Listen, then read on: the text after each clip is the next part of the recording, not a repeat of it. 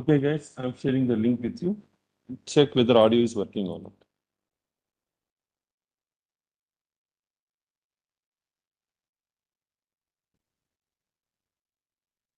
Okay, I've sent it to you. Hello, mic testing.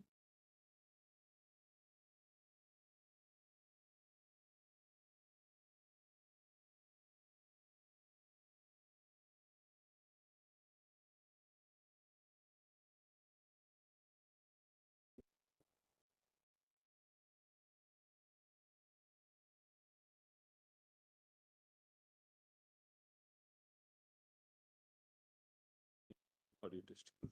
Hello, mic testing 1, 2, 3. Hello. You're getting audio? Okay.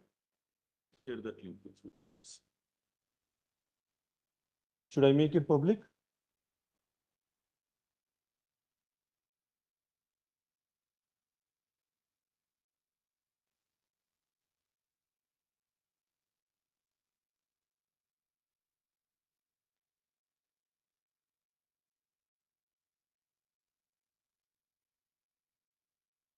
No, all these mics are on. Hello.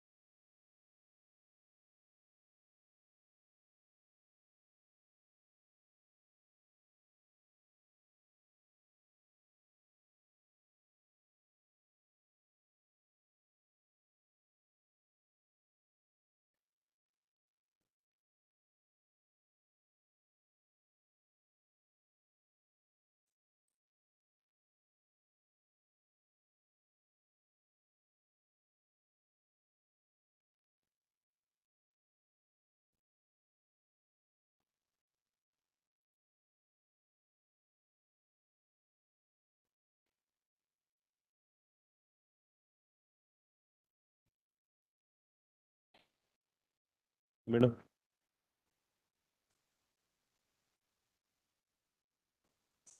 You have anything to put on the screen?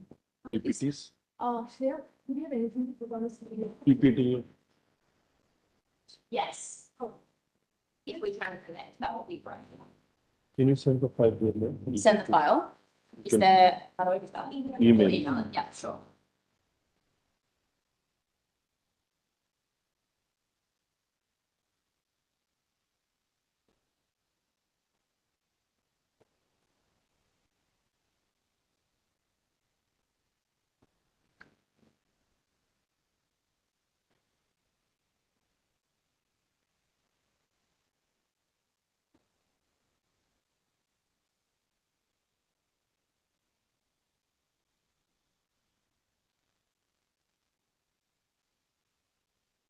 What's the email address? IT support.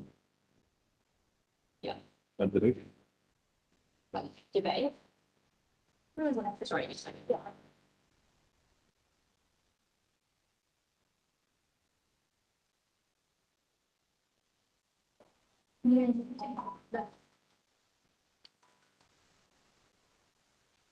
Hello. Yes, ma'am.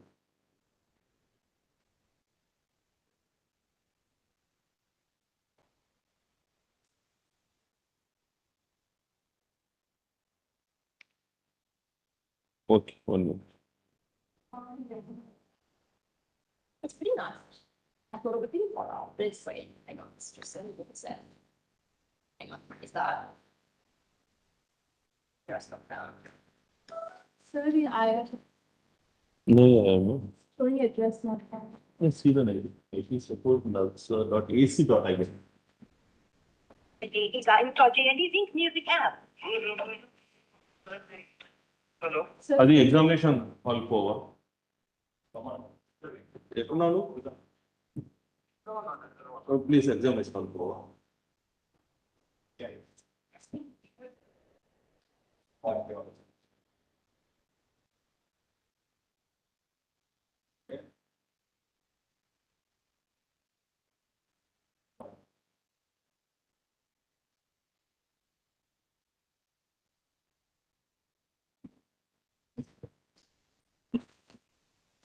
Hello. Okay.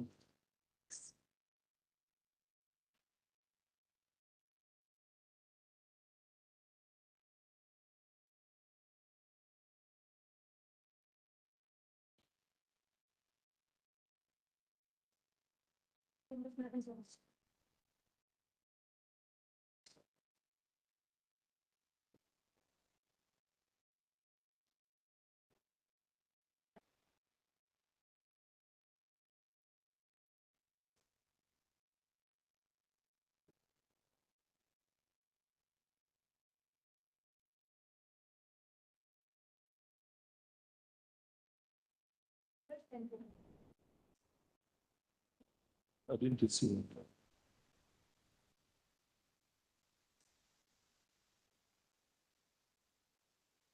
There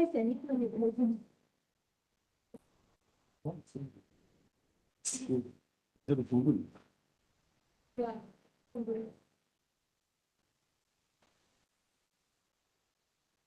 No. This is something. I'm sending to myself and trying to. Okay.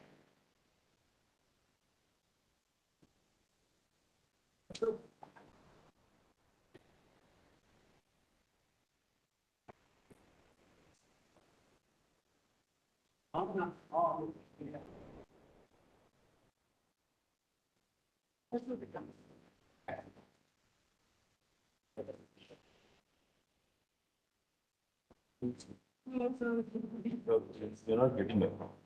Just can you send it? Let's try again. I need to download it and then send it. Okay, good idea. Yeah.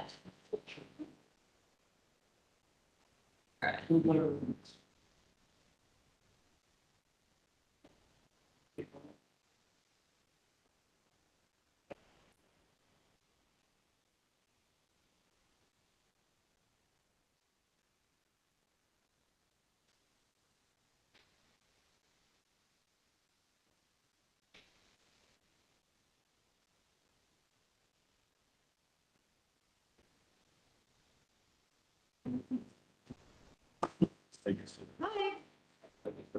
I taste this one. Algorithm. NALSAR. Not easy, not easy, not. I say don't in. I just support friends. It's fast. Send it. Okay. Third time's all right.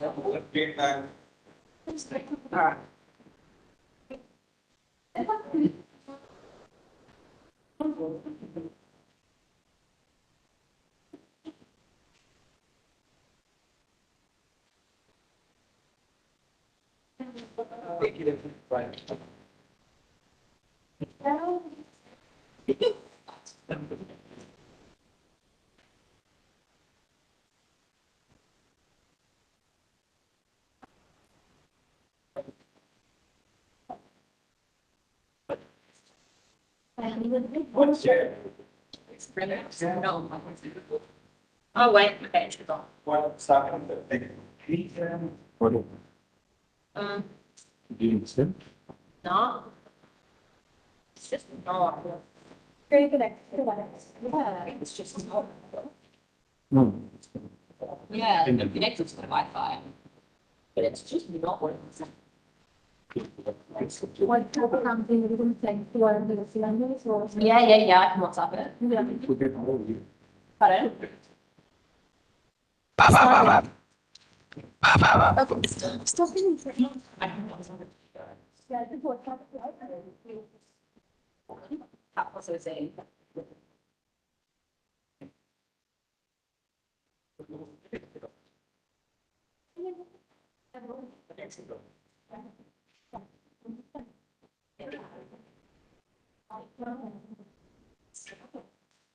Yeah, I don't know why it's not. I got you direct from Gmail.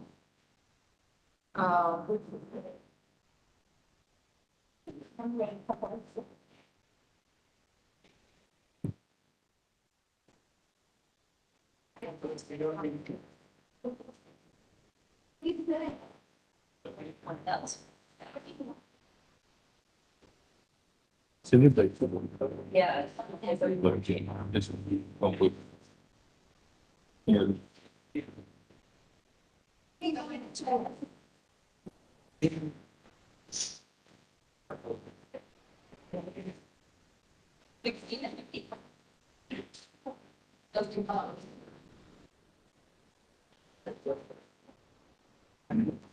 Yeah, we got mail. You got your mail. You got it? You got it? Yeah. Fine. Okay, awesome.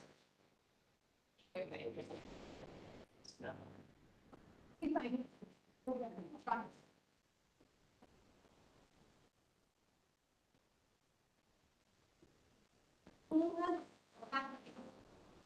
Let's send what is it all about?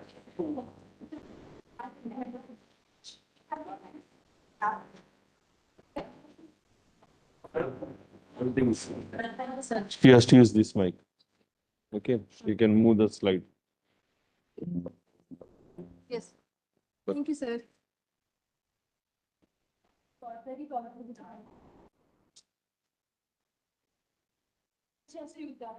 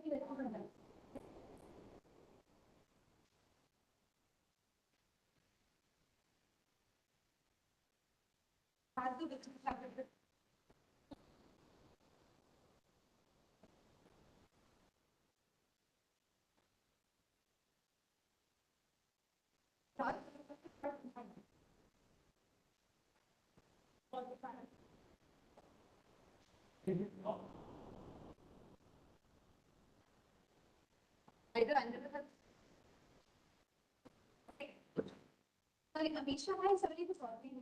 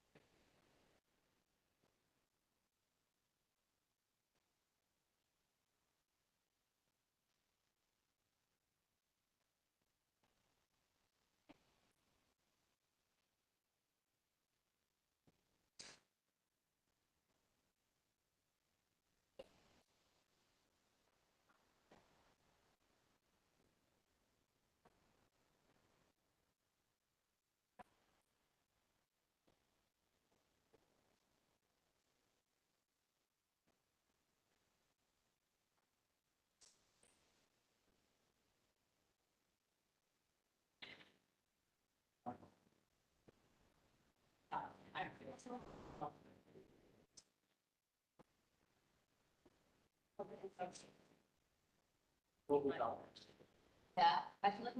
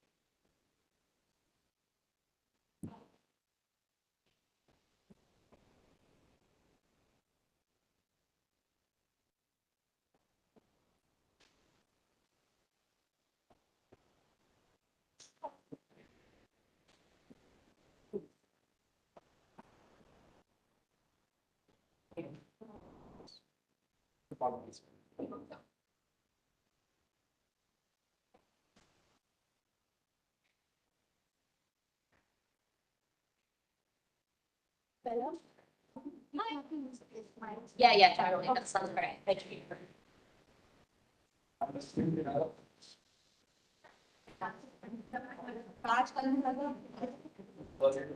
Why to use it?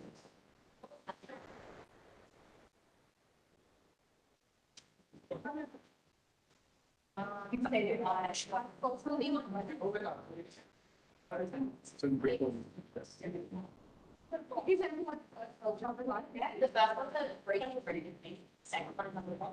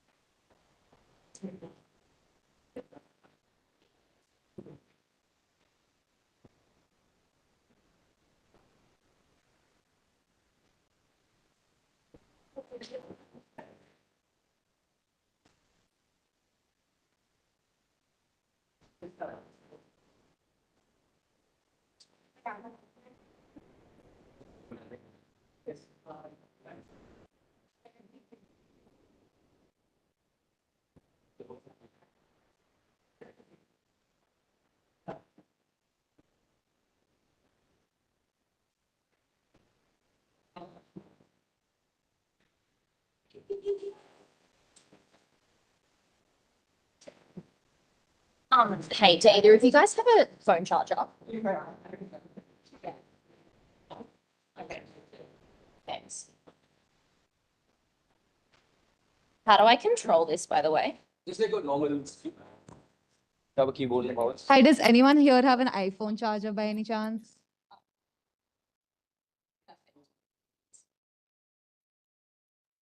Anyone? No. License support and Yeah, I'll just check once again. check on. I think DOMS NALSAR पे हो रहा है. Who sent me the link? Wait, I thought you guys made a different. We need 24-hour application period. Okay, so could we do the finals and all? Yeah, that's the end. I for that. You do have to keep on that. Oh, Printed paper is so much. what do you? Who sent me the link?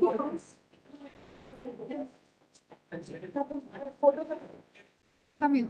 Photos 10 people are taking. Yeah, 3 things. Anya is taking. Hari is taking. Tia is not taking. Yes, no taking. Yeah, yeah. So, 10 people. No, she's not taking.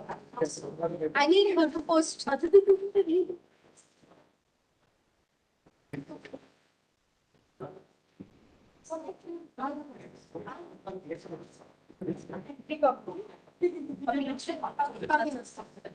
Hey.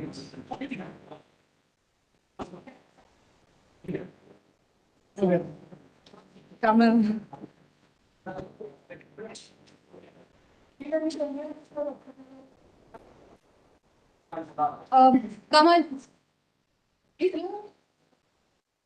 I'm not asking.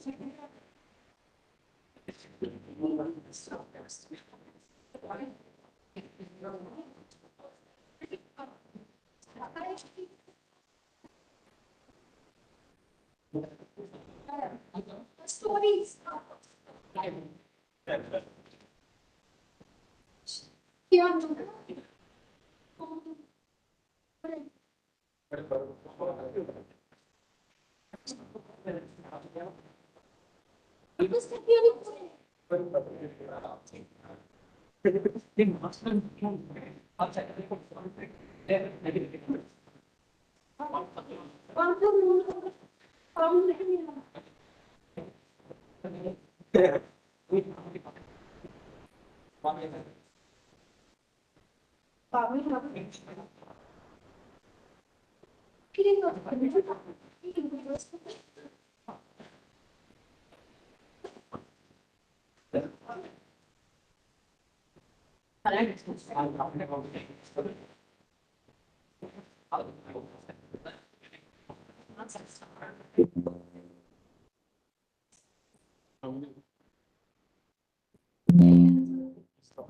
This is the mic.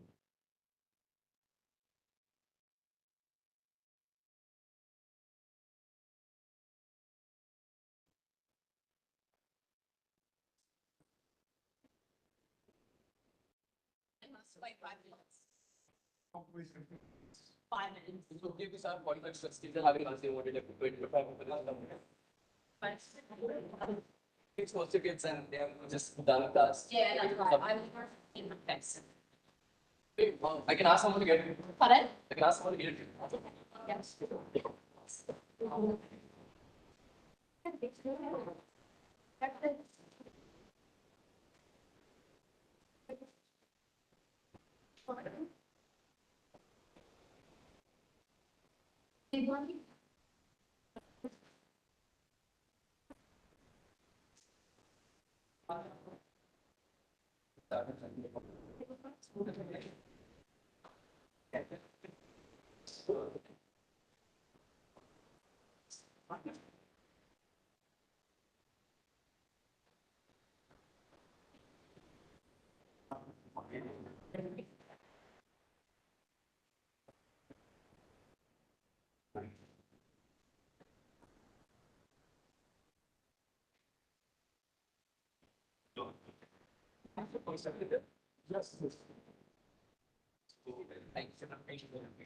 Yeah.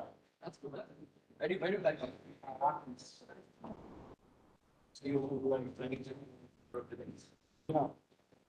You play Asian debates of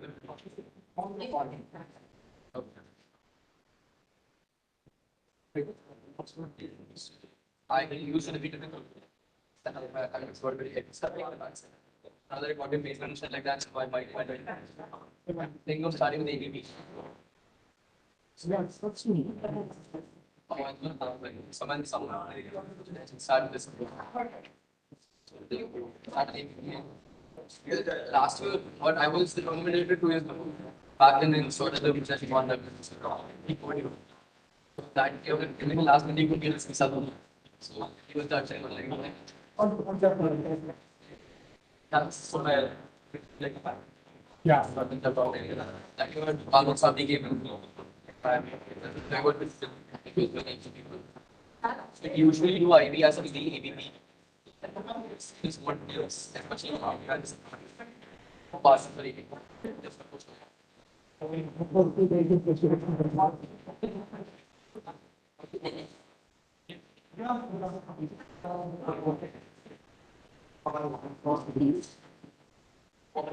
I think it's invited to get something that starts with the India than India. They might like it.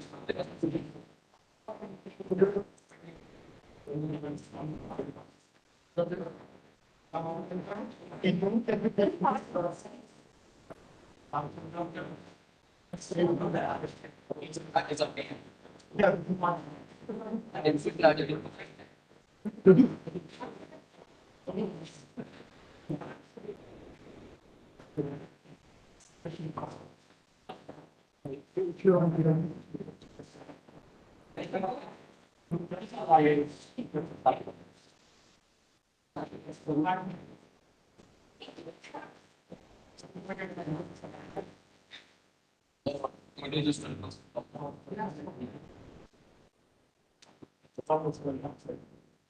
Yeah, it's fine.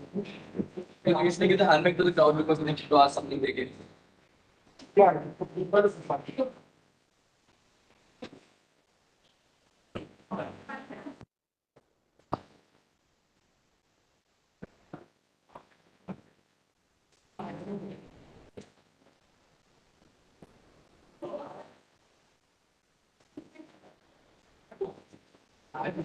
And artisanal As in the more problem coming that. If it's not the whole government that's written to the top down, we crush the same thing, and when the down much the others. They don't need to bring it to the class floor if we haven't done that.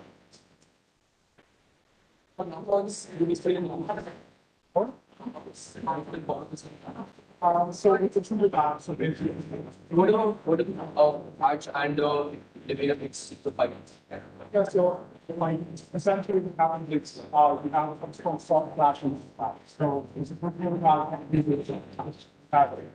It's something which we will usually want to be announced, but without the cameras, we need like some, so in that case, it's a little bit. Yeah, so it's a good amount of downtown location, like that.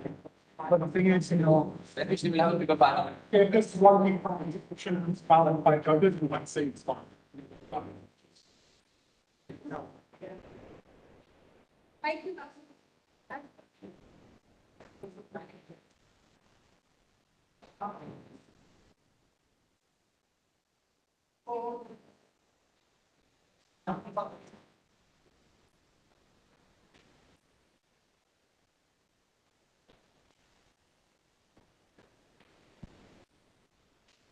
Good God.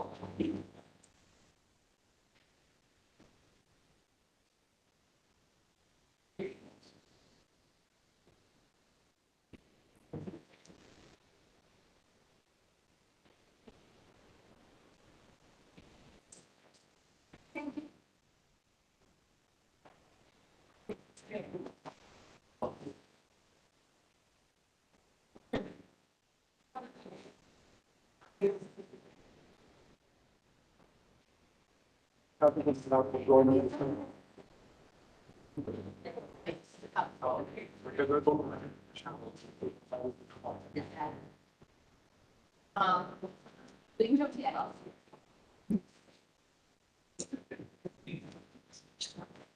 We should make a record. Yeah. Information. Okay. I don't think it's much too much. Yeah.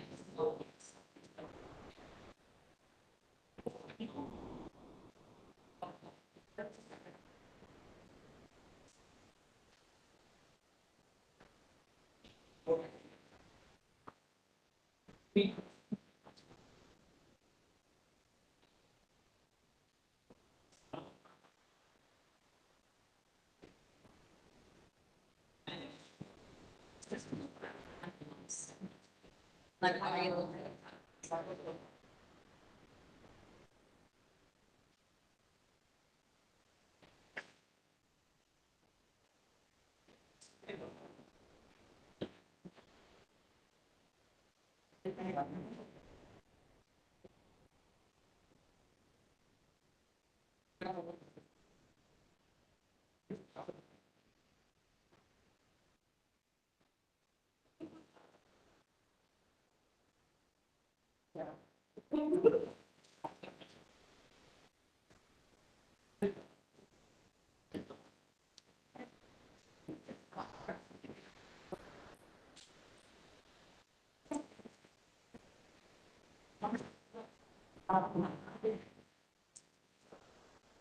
I actually looked at the patterns. I'm trying to do the Thank you. Yeah. What do you think? Multiple variants. Like, I was saying, one would be fine. And they're like, no, this.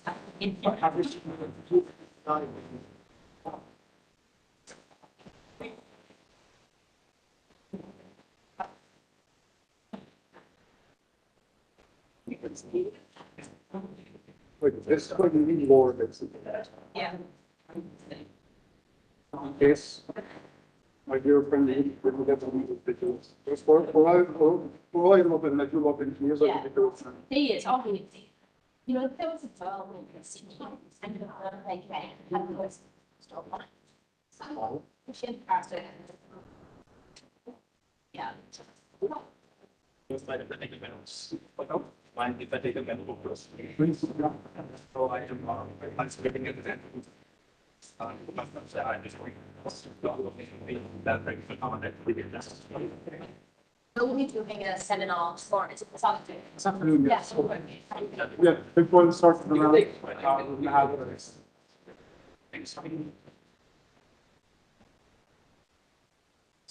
Yes.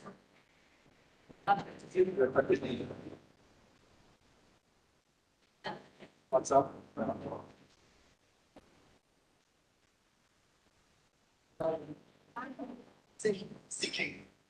Yeah, so she is kind of.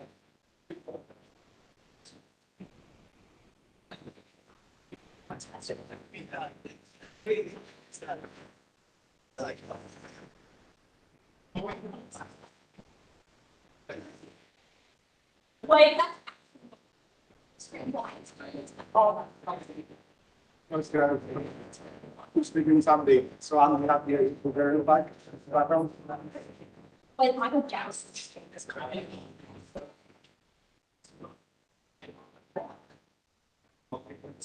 What can you say?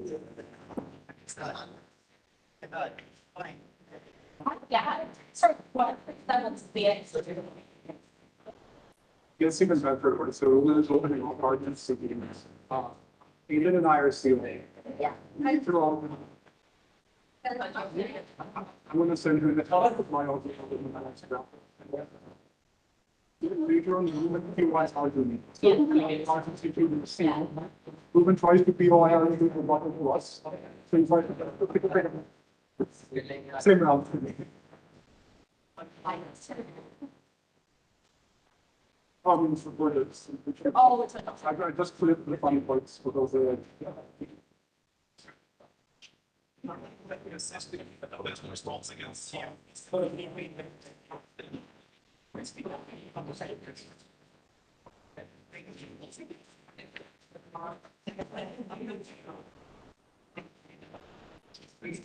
It's the beef, the Lord, you know. Like today. No, they don't do this one like that. Look at me, I qualify, I'm not gonna do the dirty work for you, you know. For life. If you're missing precisely what was said, if I can cleaning the smoke, same, there's no way out to know this. There is no way to know this. I'm just saying. Like, it's just too cool. The parents are like, part of the like extended steps, it's something like that. We should start. Yeah.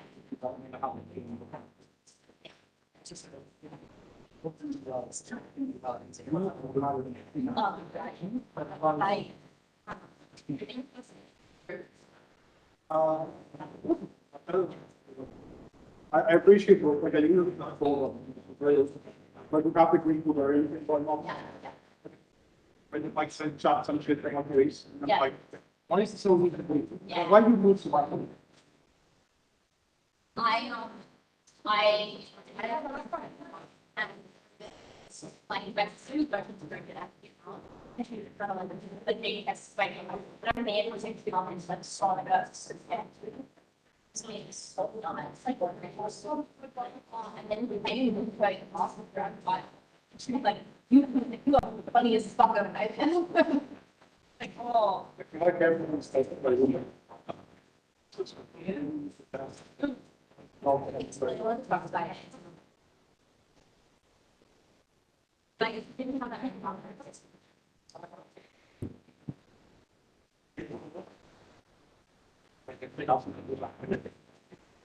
I would believe it, like, probably just sit my face for like. I'm the people know. Okay. I feel so bad. Right.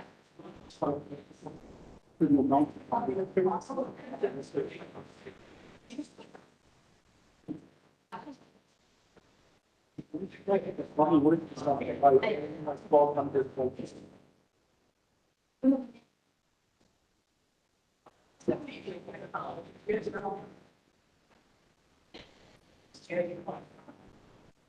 I think it's the shut of the pressure of the department like the dean and do about it.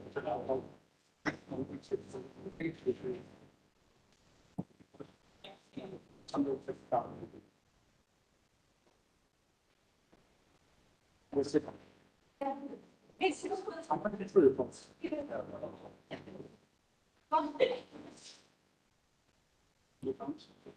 Okay. I'm gonna move my keys.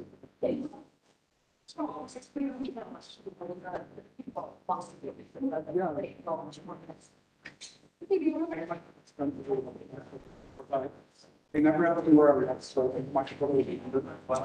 None of my little book was, like I didn't have to find some.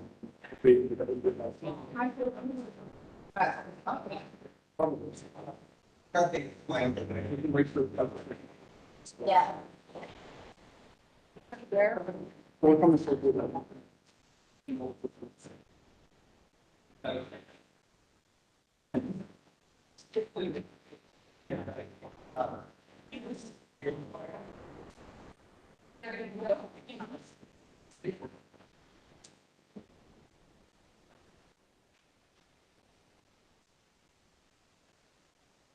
They still don't know. They're not one word, no. Yeah. I don't know.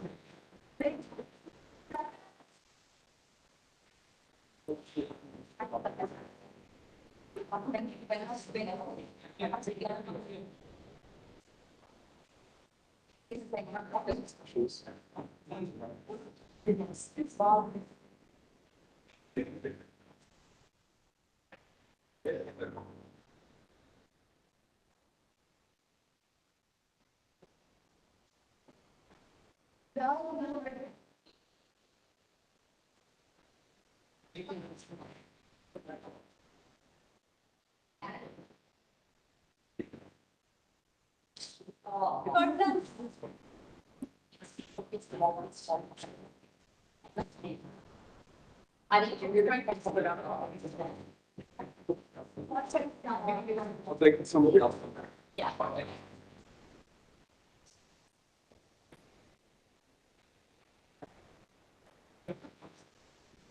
Some of the questions, we that's the fact that we're challenging, but also like, I know they won't meet the application. Yeah, that's the, I'm still, let's see. Like, you know, that's me, or something like that. Oh, that would be.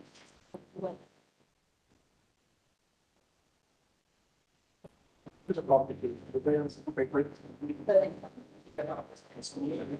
Or this, very much, it's like.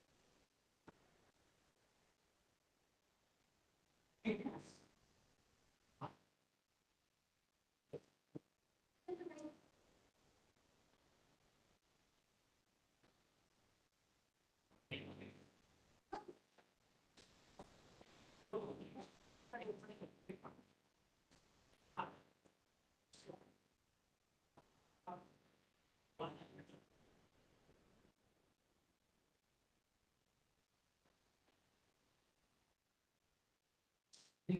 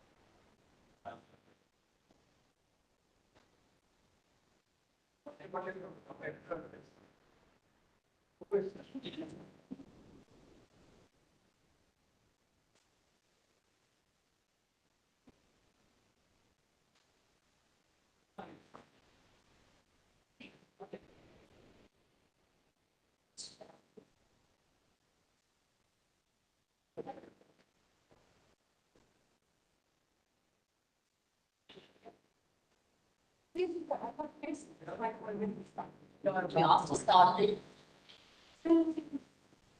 Stop. Okay. Okay. Let me see if that's gonna. Okay. Hi, everyone. We're gonna get started now with the seminars.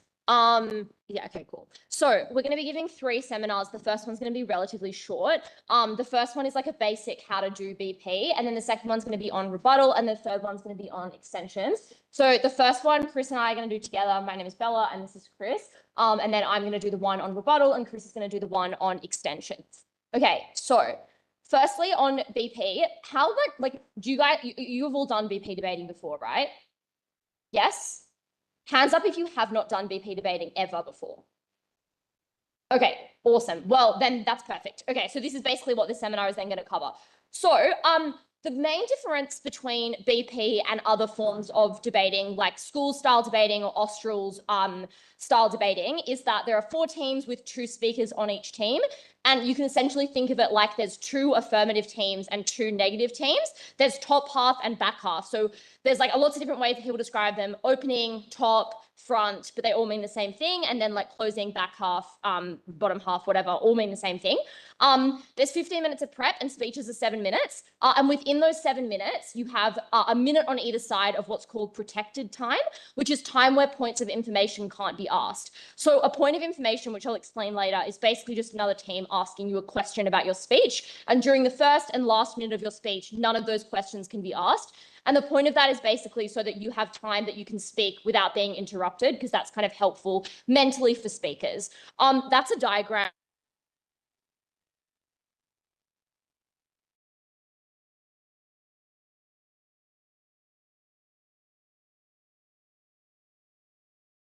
Scoring works.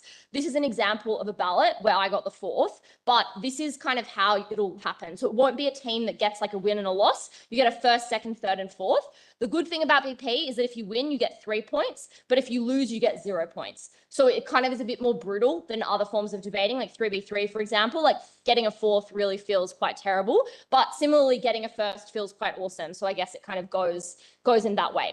Okay, so the role of the teams in terms of opening half is extremely simple. It's the same as like if you're affirmative or negative. So you provide kind of the most intuitive version of the case.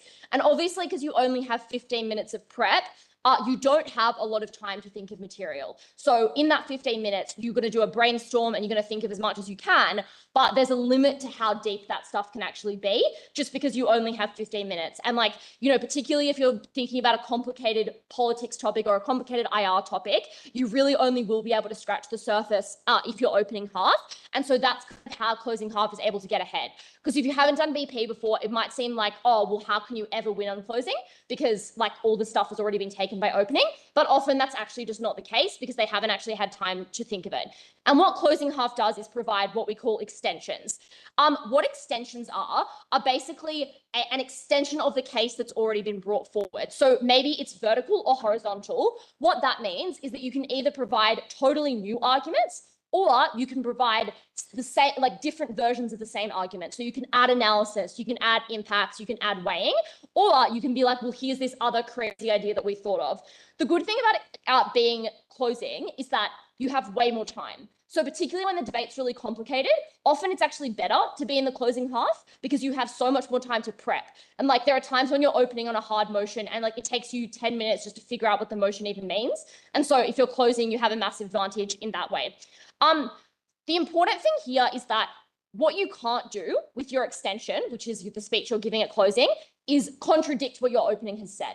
So if your opening has set up the debate a certain way, like let's say the debate is like, we should ban zoos, and opening is like, by zoos, we mean places where animals are kept in captivity. You can't at closing be like, well, by zoos, we mean prisons and we're going to ban them, right? So it's like you have to be consistent with the characterization that your opening has brought forward. And if you don't, it's called a knife. And most judges, well, technically by the manual, all judges don't credit that material. And so you will come 4th if you do a knife. So it's like, I guess, have fun, but like you're going to get a 4th because that's not how you're meant to debate. That's not in the manual. That's not in the rules. Yeah. Okay. So this is an example of a knife. That's like another kind of, yeah. Okay. So at speaker roles in terms of closing, the second speaker is called whip. So the first speaker that gives the extension is the member. That's the member of government or the member of opposition, the first speaker in the closing half teams. The second speaker is the whip. And you can kind of think about this speaker as like a third speaker, kind of. So it's you do majority rebuttal and you do not bring any new material. So you're not allowed to run another extension if you're whip. You're not allowed to provide new analysis on your extension if you're whip. That's banned. And you won't get any credit for that material that you do provide. So you're essentially just wasting your own time if you do that. Instead, what you do is you explain why your stuff is the best in the debate. So the first thing you do is you what's called outweigh your opening, which is where you say, okay, well, our opening brought forward all of this material. We're going to bring this material, and here's a bunch of reasons why it's more important. So it's basically like summarizing your extension, but giving analysis as to why it's better. You also want to provide direct rebuttal to both opposition teams. However, let's say you're closing government. You don't want to spend a massive amount of time rebutting opening opposition with the same rebuttal that opening government has already provided, because that is what we call derivative, which is where it's already been given. So again, you saying it again gives you nothing. So if in a whip speech, you add new material and give rebuttal that's already been given, you've done nothing, you will get a fourth, because it's like you've contributed nothing of meaning to the debate, right? So if you are going to rebut an opening team, you need to make sure that your rebuttal is unique, which means that really important in BP is tracking well. That means like taking notes of the debate well as you go. Otherwise, you'll forget things that teams have said and you'll provide the same rebuttal and you will lose the debate. In terms of structure, there's kind of two ways. We're going to cover this more later. You can go team by team.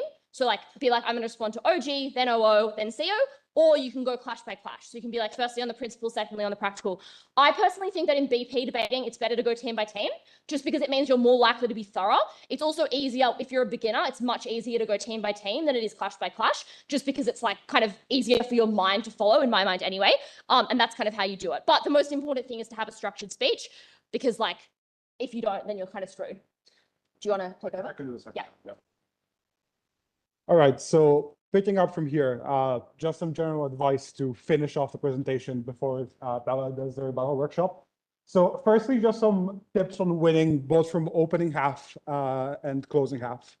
Firstly, on opening half, the most important thing you need to do is you need to make sure you're dealing with the arguments from the other team in top half. So if you're an opening government, you're going to have the deputy prime minister's speech that you can spend responding to opening opposition. If you're an opening opposition, both speakers can respond to opening governments. So the simplest way that you can guarantee yourself a point is to make sure you're beating the other opening half team. And in fact, this is usually the safest thing you can do because it is the team who you will have heard before your speeches, essentially. So before thinking of anything too advanced, it's just important to make sure you do the basics and respond to the other opening team then. The second thing is that you can think in a bit of a more advanced manner and think of how you can beat your closing team in advance, basically. At this point, you might have the good question, which is, how do I know what my closing is going to say? And the answer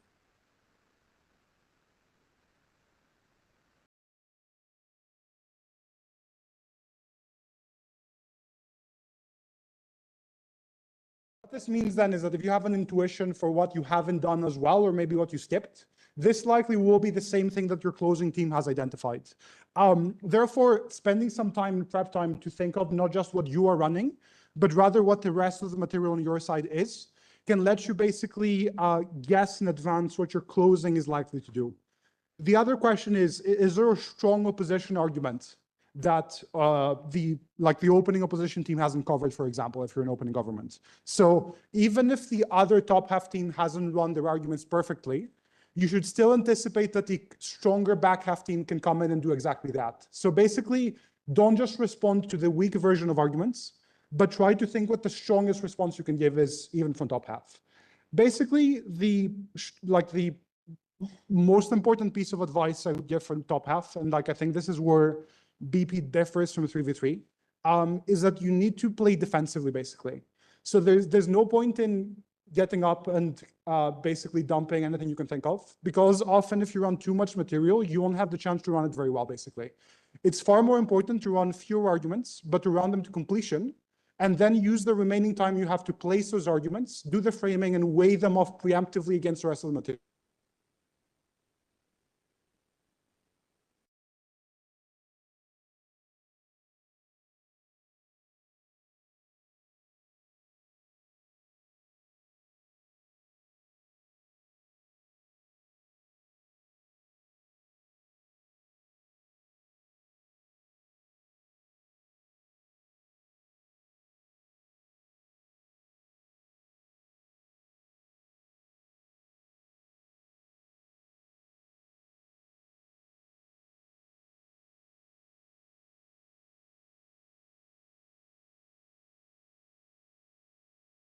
Opportunity to weigh off against the team in your opening. And this is very important, especially when you're either running an argument that can be similar to something your opening has already said.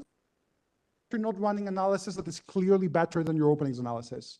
So in both of those cases, it's important for you to explicitly tell the judge why your case is better and to weigh off your arguments against the material your opening has brought. Importantly, as we said before, you do not get credit for anything your top half team has already done. So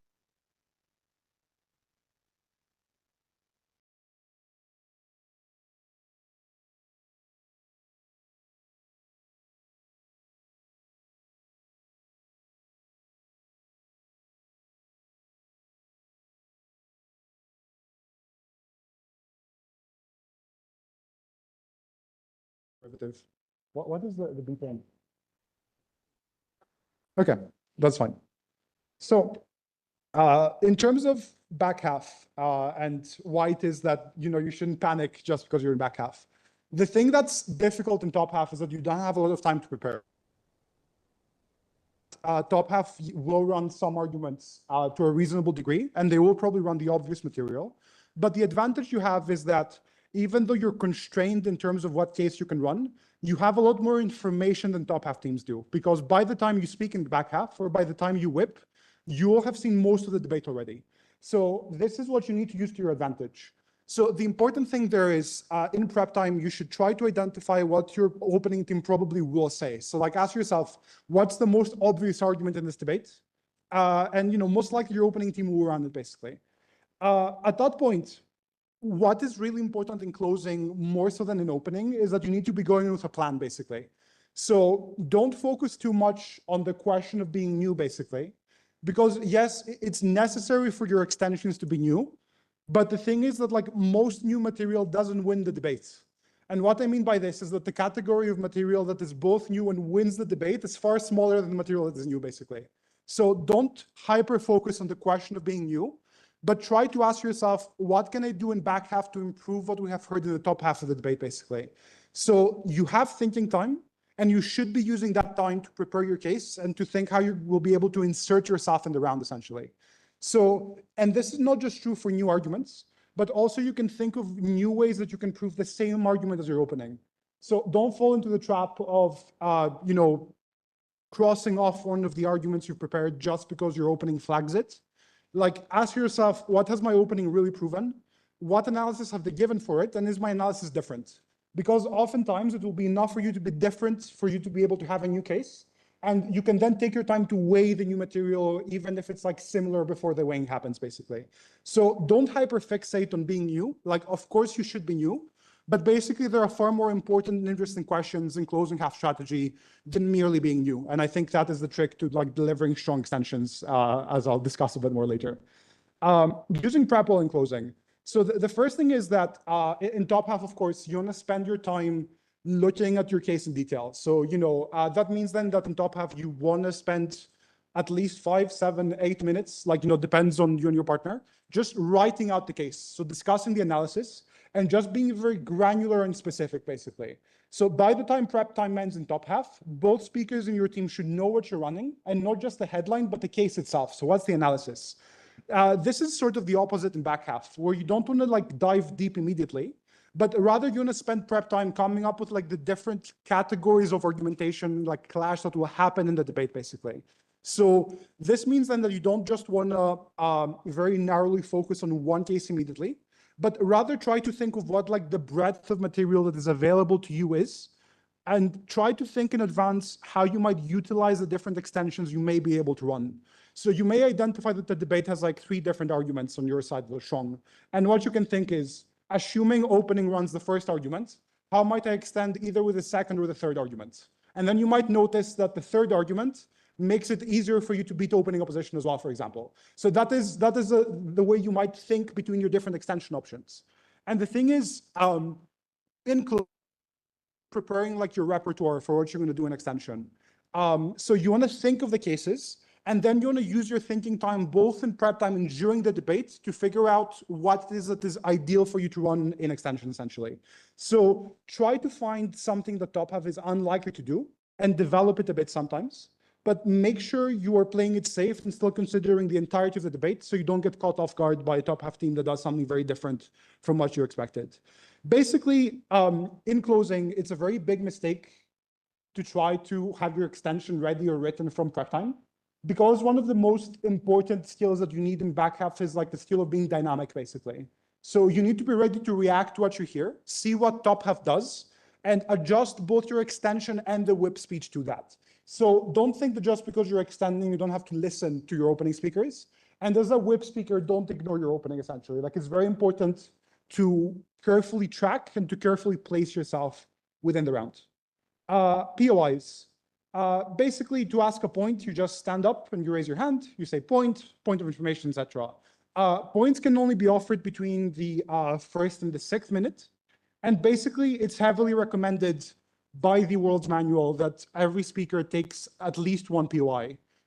If you don't take a POI in your speech, the judge has discretion to penalize you. And you're getting like fewer speaker points, or maybe a comparison that's close being flipped the other way around. So make sure you allocate some time in your speech to take one POI. Like, you don't have to take more than that, but ideally you should be taking the one in every speech. Basically, when you're offering POIs, there's a limit to how often you can offer them. You should not be offering POIs more than like once every 15 seconds. And that is so you're not interrupting the other speaker too much, essentially. Also, make sure you're accounting for protected time, so don't interrupt too early or too late. The judge may keep time signals, but like time speakers by yourselves, just to be safe. In terms of accepting or rejecting POIs, if someone is POIing you, you can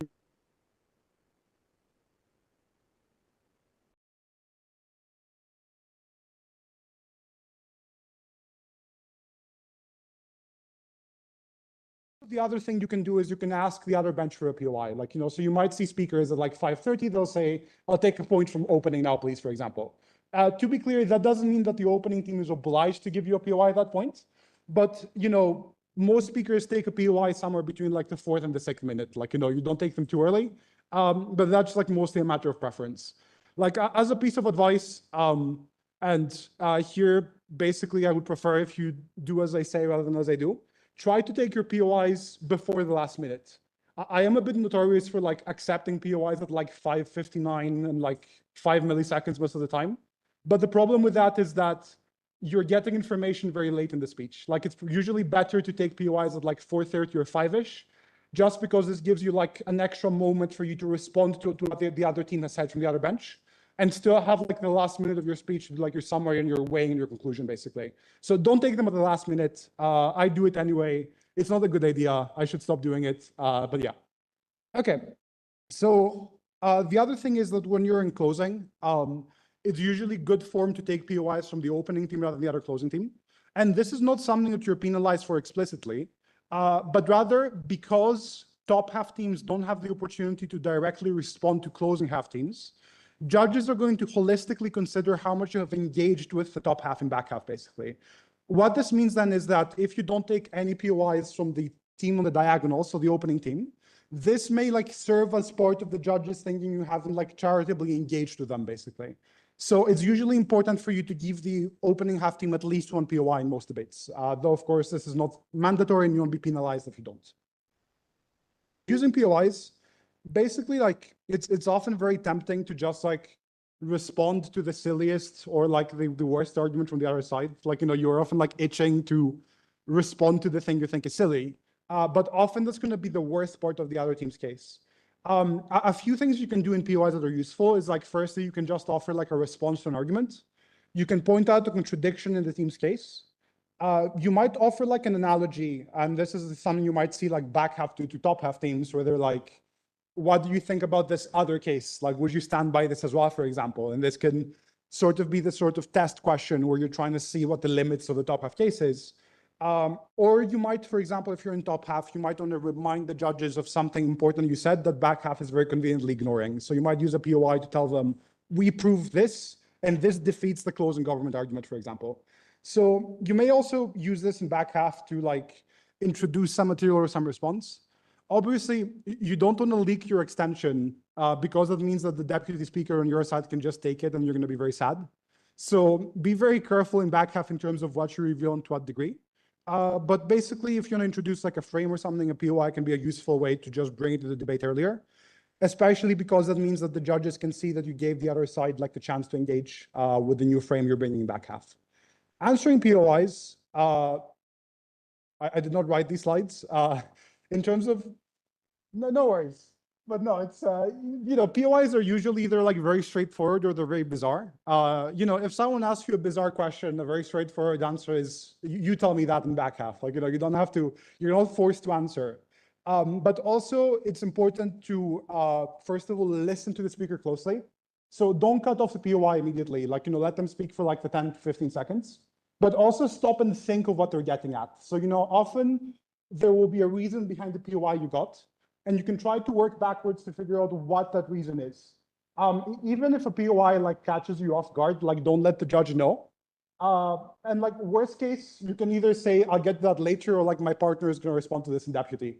Like, this is a very common thing first speakers do to annoy second speakers. You just say my partner is going to respond to this, so just go into the to-do list, etc. But yeah, basically don't be shaken just if you're not sure about something. You will have the chance to respond, and most of it is about keeping your wits about you, essentially. Okay, so that's the BP intro. Are there any questions? Yes.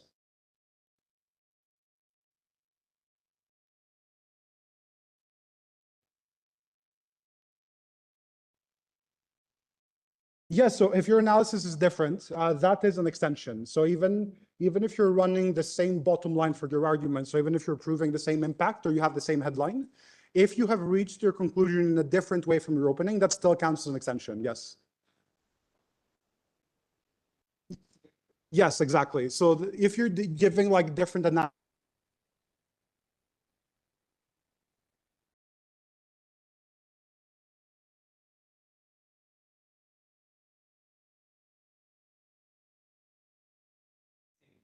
yeah,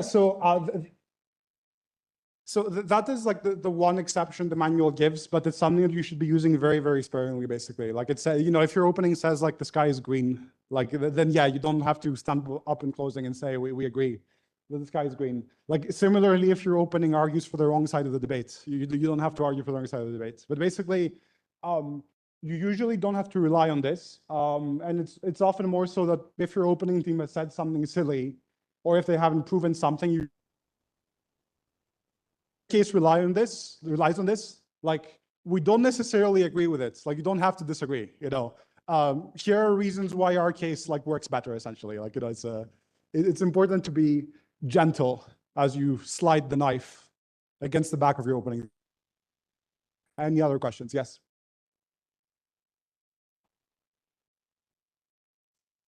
Sorry, I can't hear you very well.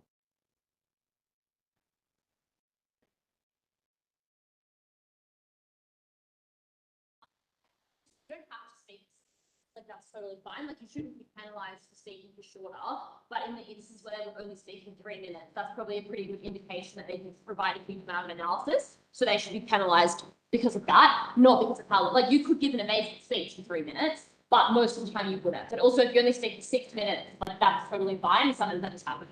Yeah, so like don't feel pressured to use all of your time, especially if you're new. Like 7 minutes can be a long time to speak for. But also, when you're judging to give someone a lower score to say like they only spoke for 3 minutes. Like what you're looking is for the consequent thing, which is to say they didn't prove the arguments very well. But there are instances where someone can like, get up and deliver a very strong argument in 3 minutes, and that could still be a good speech, for example, right? So, make sure you're adjudicating the material in its entirety, basically. Any other questions? Going once? Yes. Framing structure. I mean, this depends on whether you're in top half or in back half. Basically, when we say framing, what people usually mean is the sort of pre-argumentative description you give of the world and of the problem you're solving, basically. So in your framing, it's to the judge. And in there, that means that you both need to be using examples that makes it clear, but also to be giving the analysis for it. Some advice for it, and like there are good workshops on this, is, you usually want to do the framing before you make the argument. You want to make the framing be quite straightforward. And especially if you're in back half, if you're running a new frame, you want to be very charitable with engaging with the rest of the debate, basically. So don't just give me the new thing, but explain to me how your new framing engages with the debate as it has happened so far, essentially, are probably some quick tips for framing. Was there? Yes. Yeah, so this is something we'll cover a bit more in the speaker briefings. But basically, so unless a motion specifies ordinary intelligent voter who doesn't come from any specific country or background, basically.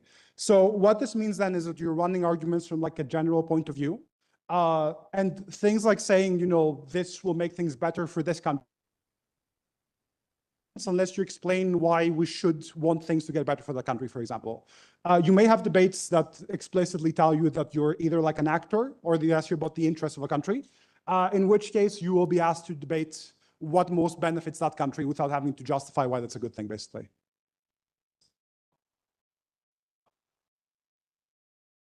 I can hear you very well, sorry.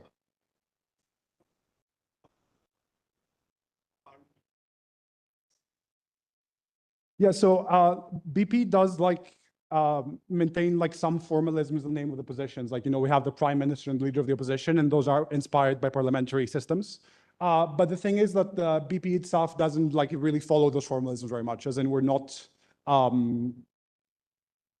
doing the part of pretending to be in parliament, essentially. So you don't have to worry about that very much. Yes.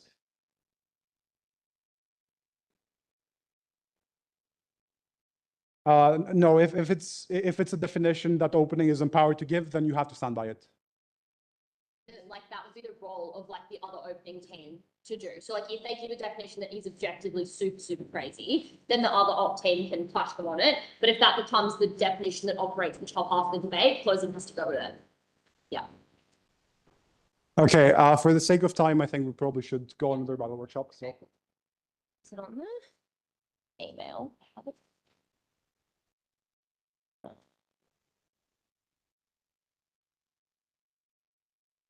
Does someone have access to the email that this is?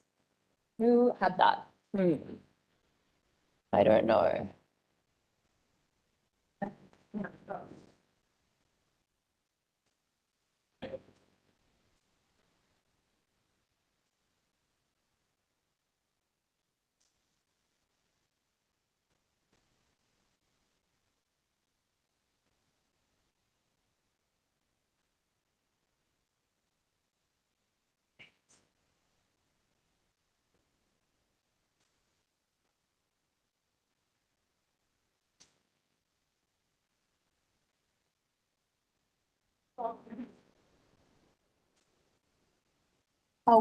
What did you email it to? Yeah, we're trying to get PowerPoint email. Right. And who did you email it to? Can you email it to the one that's open right now? IT support. Yeah, I'll be on this email with a different address. Oh, wait, hang on. Is that should be it there? Yeah. This one. This one? Yeah, perfect. Cheers. Thank you.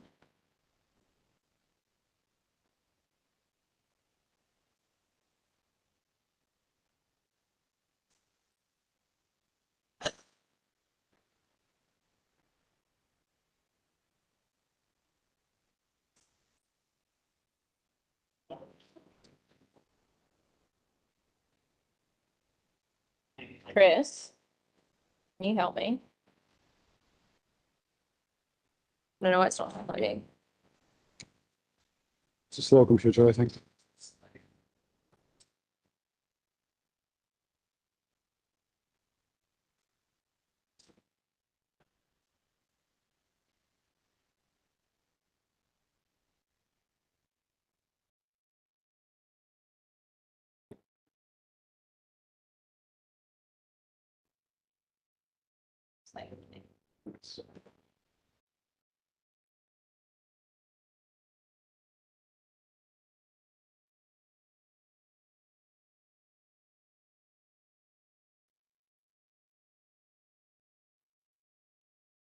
I think it's already showing the whole screen. Yeah, it's starting. It's a slow computer. Let me just check.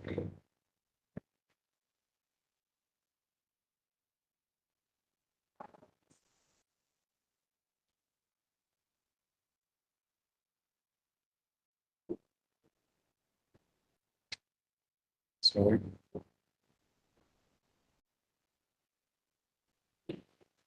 Okay, I think it's showing this. Perfect. Okay, cool. We're going to get started with the rebuttal seminar. Okay, great. So we're going to cover 4 things: basics of rebuttal, thematic rebuttal, integrated rebuttal, and then strategy at the end. Feel free to ask questions throughout if you have them, if something doesn't make sense. Okay, so obviously we know, I assume that rebuttal just means like response. So your rebuttal to an argument is like how you respond to it, reasons you give as to why it's wrong or reasons why it's not important. I think there are 4 important styles or kind of types of rebuttal that we can give, with the most important one being the last one there. So the first is mitigation. What mitigation is explaining that the argument they've given is lesser than they've explained it to be. So it's not saying that something isn't true. It's just saying that it happens to a lesser extent, right? So again, back to the like we should ban zoos debate.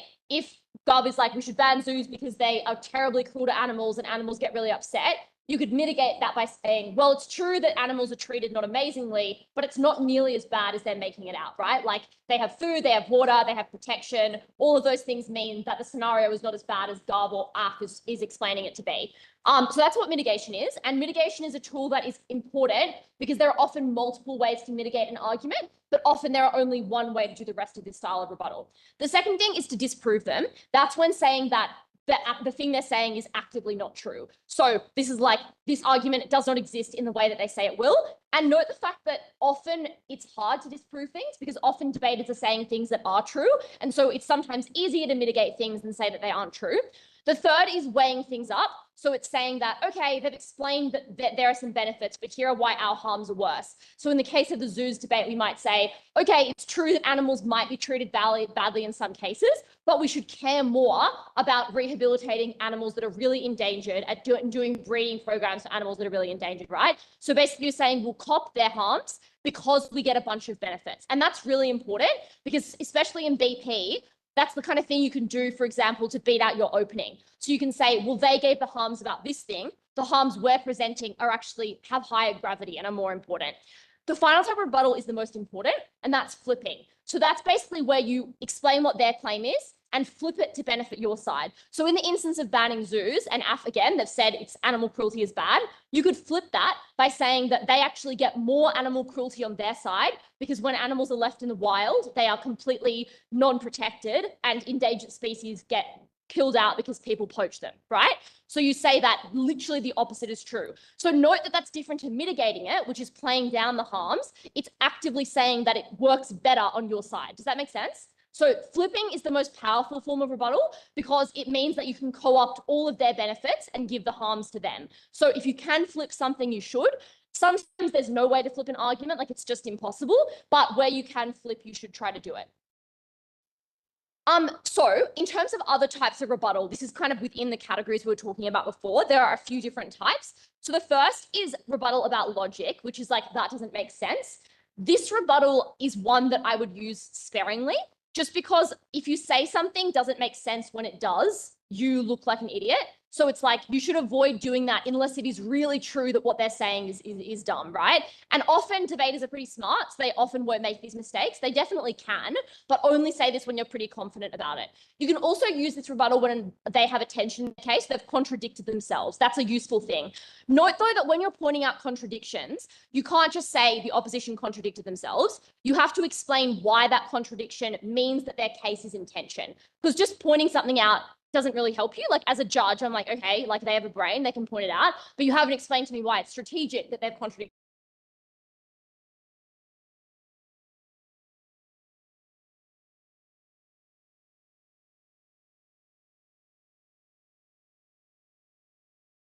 When their characterization is really inaccurate. So for example, if we were on the debate that's like, we should ban homework, right?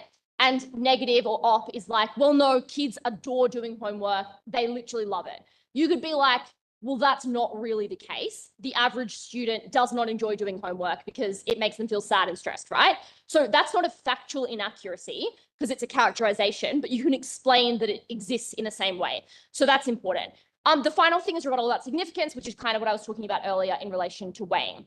So these are the different ways that you can kind of think about who gets more benefits / harms, and how to discuss significance. So these are basically metrics of weighing. So in the competition on the weekend, you'll hear a lot of teams be like, now I'm going to weigh this argument. And these are some of the ways they're going to try and weigh things. There are way more ways to weigh than this, but this is just an example of it. And the two at the top are the kind of most common. So first is on scale. So you can say that, well, our benefits impact more individuals than their harms do. So we should win because our benefits are more widespread. That's a really helpful thing to do at closing. You can be like, opposition's case is very narrow and only helps, opening's case is narrow, only helps a few people. Ours helps. One thing you can do is strength of impact. So what this means, you can say that maybe you don't impact that many people, but the people you do impact, you impact them a huge amount. So you can say, we only impact 10% of the population, but we change their lives massively, as opposed to the other team that might benefit 90% of the population, but the change is really, really small. Does that make sense? So for example, if we have a debate about like giving out welfare payments to poorer people, we could say that, well, the reason why that's better than having like a UBI, for example, is that the UBI benefits everyone a small amount. Welfare benefits some people a massive amount, if that kind of makes sense. So that's how you would think about strength of impact. Then there's principle. Weighing on principle is tricky because a lot of debates don't actually have a principle clash. But in the instance where they do, you can be like, our principle is more important because maybe it impacts a more vulnerable stakeholder, right? So you could be like, our principle impacts people who are poorer, or you could say it impacts people who, like women, for example, or groups that you would consider to be more vulnerable in debating. They can often be weighed helpful with a principle. Or you can just say that your principle is more legitimate. So you can try and prove, for example, that the implied right to privacy is more important than the implied right to expression, for example. Next, you can think about risk v reward. I don't think this is that helpful, to be honest. Like, I think the other ones kind of cover this, but this is basically like how reward and why is our reward more likely than our risk, for example. Finally, mutual exclusivity. This is explaining why, but like if a team is trying to claim two things at once, you can say, well, you can't get both, you can only get one. And maybe your case allows you to unlock both. So that can be really useful if you're trying to beat your opening by explaining that you can co-opt their benefits and also not get any of their harm. So that can also be useful. This is particularly helpful in whip speeches. So that's if you're speaking. This is a useful strategy. I'm not going to go through that example. I don't think it's that useful. Okay, so how to be comparative. Being comparative is really important because you need to explain why something is unique or specific to your side of the round or to this specific motion. So for example, so let's say the topic is that feminists should reject acts of chivalry. So reject people like opening the door for them or whatever. And you're like, well, chivalry is an uncomparative claim because sexism exists on both sides of the debate. So you need to explain why chivalry makes sexism so much worse that feminists should actively reject doing it. So you need to tell me, what is it specifically about acts of chivalry? To be clear, I think this topic is really stupid. But if that was the motion, you have to be like, why is it that chivalry explicitly leads to these harms in ways that other forms of sexism do not? For example, you could be like, well, chivalry has good intentions, which means it's hard to reject, which means that women are impacted by it more than like, being catcalled, for example, which they can easily just reject because it's obviously bad. So that's being comparative. And that's really, really important, particularly in norms debates. So debates that are about like social movements or about narratives that exist in society, like, I don't know, the narrative that you should love your parents or the narrative that you should default to your elders, for example. You need to be comparative because it's so hard to prove why things are unique and exclusive. So that's really important. Okay. Thematic rebuttal basically just means rebuttal that is classed via theme. You can also think about like clashes, questions, themes, like they're all the same thing, all mean the same thing. There are a few benefits of thematic rebuttal. The first is it means that you're way cleaner and more efficient. And the second is it means that you are actually able to cover everything. So sometimes if you don't do thematic rebuttal, you might miss responding to the principle because you kind of have forgotten to do so. So thematic rebuttal can be useful in that sense. In terms of selecting what your themes should be, so not too large and not too small. So basically you want to find a good middle point. So you don't want your themes to be practical, be principle, right? Like that's way too broad. There are so many things that go under that. So maybe you would have principle, if we had the homework debate, the principle, the impact on students, the impact on parents could be an example of how you could split up your rebuttal into themes. And the reason why that's important is because if the themes are too small and you have like 7 themes, that's crazy. Like you're going to waste a huge amount of time and each theme is going to be like 1 minute. But if you only have one theme, if you're like the debates come down to the principle, that's obviously too broad because it means that you haven't kind of dissected the debate well enough. Examples of themes look like stakeholder analysis. So as I said earlier, the different types of students / parents, the types of consequences, short-term and long-term, principal and practical. But again, within practical, you often need to split that up into a couple of ideas because a debate normally has more than one practical clash. And if it hasn't had more than one practical clash, that's an indication that you haven't run as much material as you should. And so you should try and have more if you possibly can. Okay. So if we have a debate having quotas for women in parliament, there are a few things you would think of. How is this going to impact female politicians? You could think, how is this going to impact male politicians' perception of women? How will this impact policy? How will this impact students in the long term, for example? And you could add something about like it being principally just. So they're kind of broad overarching themes. If you can't think of any themes in the debate, you can just flip your own pieces of substantive into themes. So if your pieces of substantive are, this is good for women and this creates better policy, your themes could literally just be, why is this good for women and how does this impact policy, right? So you can kind of like do that, and it's kind of like a sneaky way of doing themes if you kind of can't think about them. Selective schools, this is another example of things you could do. And again, make sure that you respond to the other team's arguments in your own themes. So don't lock out the other, because otherwise it's like you then miss responding to a bunch of their case because they don't fit neatly into your themes. So what you don't want to do is pre-assign themes in prep, because if you do that, your themes will be really unresponsive. And it's super obvious when a speaker has done that because it's like the theme in the debate. And that just means that their speeches become unresponsive and also not very strategic, because your themes also need to be strategic. By that, I mean, if your theme is about something that's been like 10% of the debate, like if we have a selective schools debate and one of your themes was the environment, it's like, well, like clearly that's not an important part of the round. Why is that one of your themes? The way that you label them, because otherwise you're going to lose the round. In terms of using themes, this is kind of like a practical how you do it. I think what's helpful is to have like a sheet of paper with each theme, assuming you're speaking on paper, because speaking on laptops is bad. But you'd be like, first theme on the first sheet of paper, second theme on the second sheet of paper.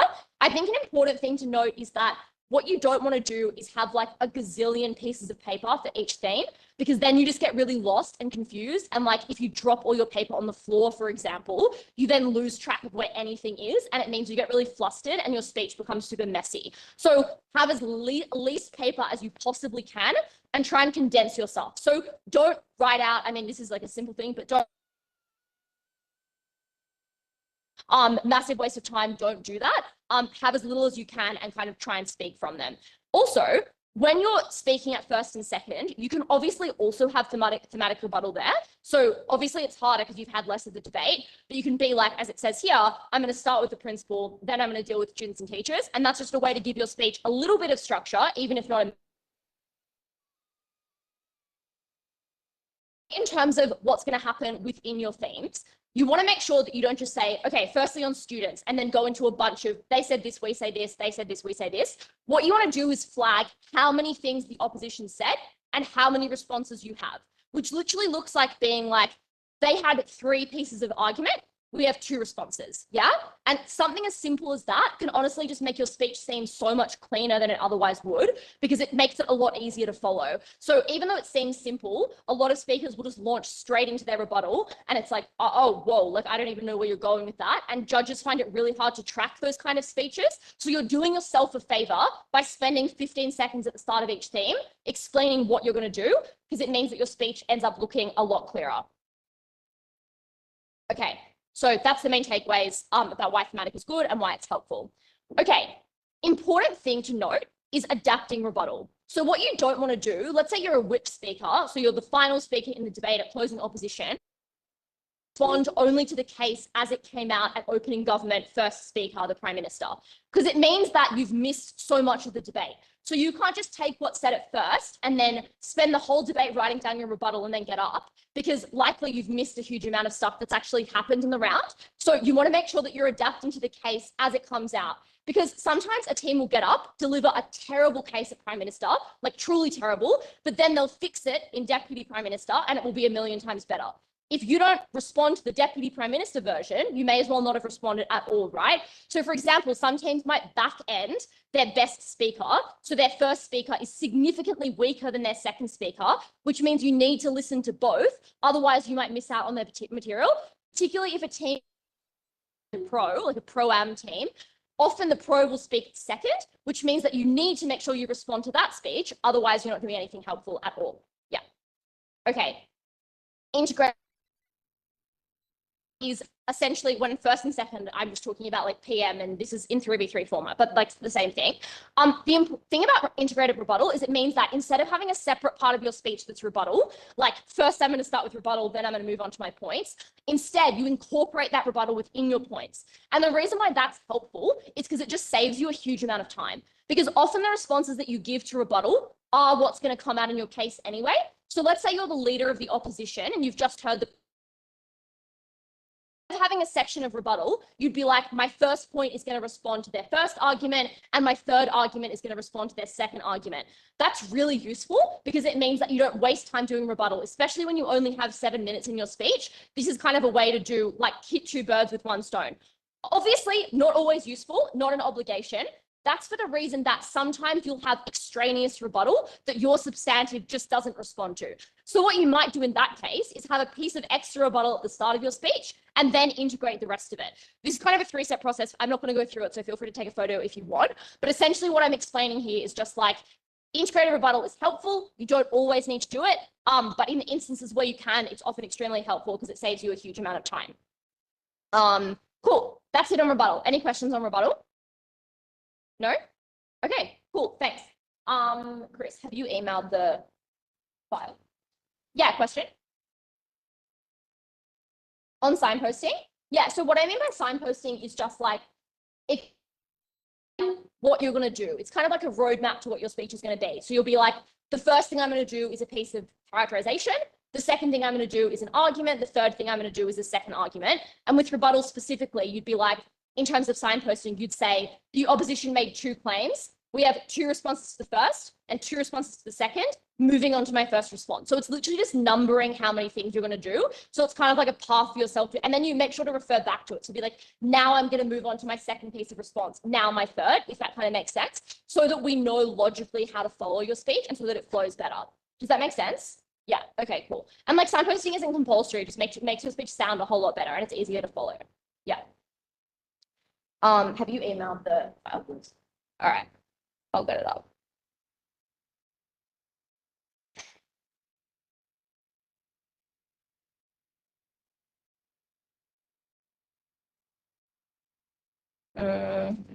Have you? Which page is it? Which you notice?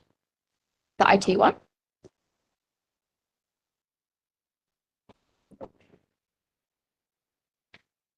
Did you just send it?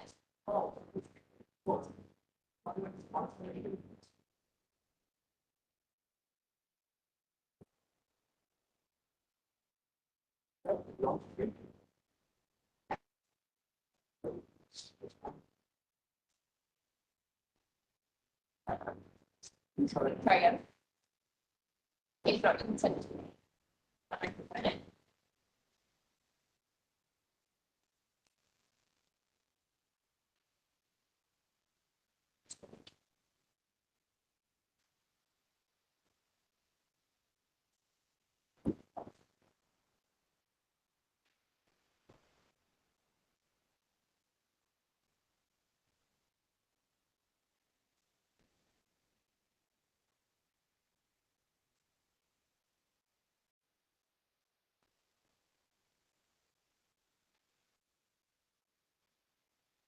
Or check the Wi-Fi connection.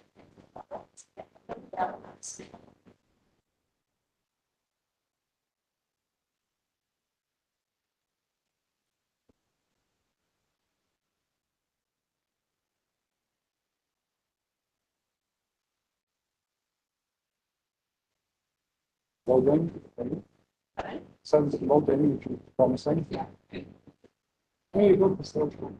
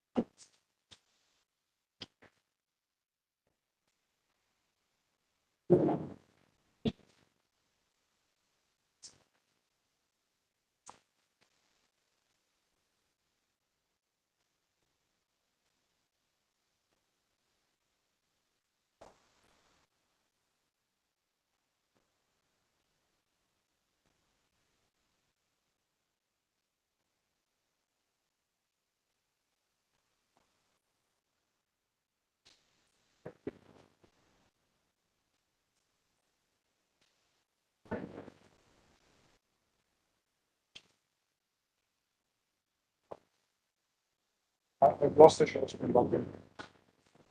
I've lost the share screen button. Oh, fine.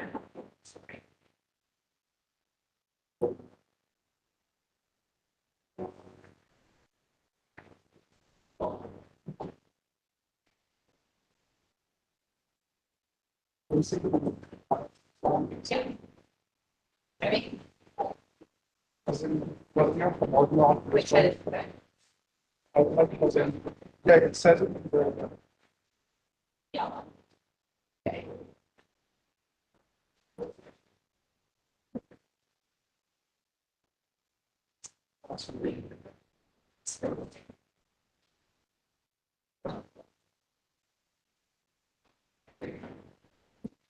Oh, I would just press that. Is that what I'm not? that's,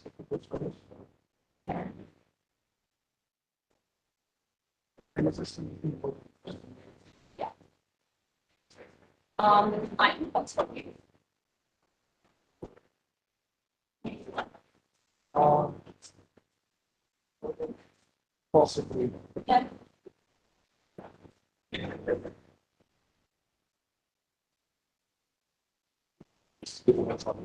it's like a different right minds.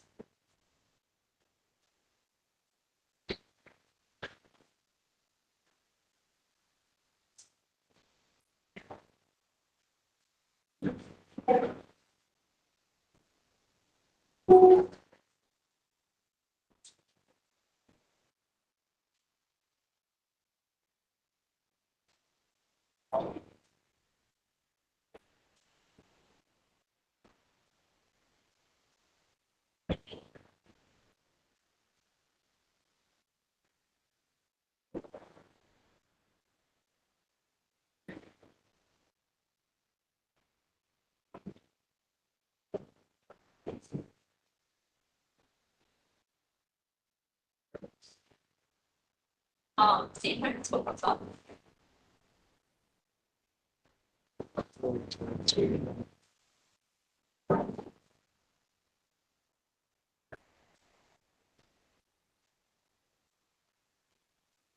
to The A one doesn't work. just the right on what?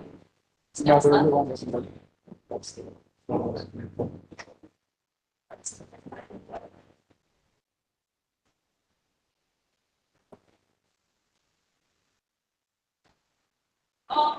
Done, click.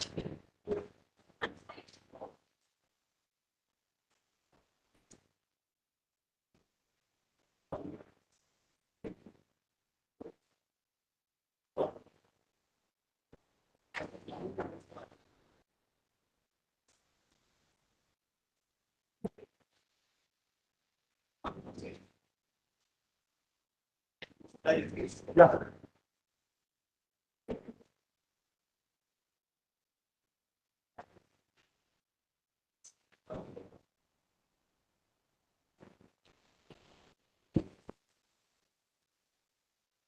Okay, hi. Hi again. Yeah, so for the last part of this workshop, I just briefly want to chat about extensions that are the unique bit of British parliamentary debating compared to other formats. So first of all, in terms of the structure, I just want to begin by defining what can count as an extension. We're then going to talk a bit more about how to predict what's going to happen in the debate. We're going to talk about how you can choose different extensions. So, and then some discussion and engagement, weighing, and then some tips. Like, some of these will be brief. There are, of course, many detailed sources in each of these, but hopefully these will give you an introductory idea of how you can think about doing all in back half in debates, basically. So firstly, on what the rules say and what counts as an extension. And this is verbatim from the judge manual, emphasis mine. So an extension is defined as anything that hasn't been said. And the thing that I want you to take away here is that having new content is very easy. Like there's lots of content. The thing is, most new content won't be very good unless you plan out what content you're bringing. But it should never be the case that you're stressed about being derivative. It's very easy not to be derivative. All it takes is listening and being able to say a different set of words, which is usually very easy. In terms then of what can count as an extension, the obvious case is that of new arguments, but it's important to remember that there are many other things which can count as valuable contributions that you are bringing to the debate. The reason this is important is because judges should not be judging you based on a checklist, essentially. So it's not the case that they're going to say, yeah, you had substantive, but you forgot to respond to that team, so you lost the debate. Basically, what you're aiming to do in BP is to persuade the judge. And there are many different ways in which you can persuade the judges. And the thing is, many of these different types of contributions you can bring tend to be the flip side of one another. What I mean by that is that a lot of material that could work as rebuttal could also be rephrased in a way that makes it an argument, basically, and vice versa. So it's important not to hyper-focus on any specific part of these. So, for example, you should never be weighing yourself against your opening by saying, we in CG beat OG because we brought you characterization and opening government didn't bring characterization. This is not very persuasive weighing, but rather you want to basically get to the point and tell the judge, why is it that the thing you brought was more important and more persuasive? But yeah, it's important then to remember the wide array of different things you can do. So new arguments are fair game.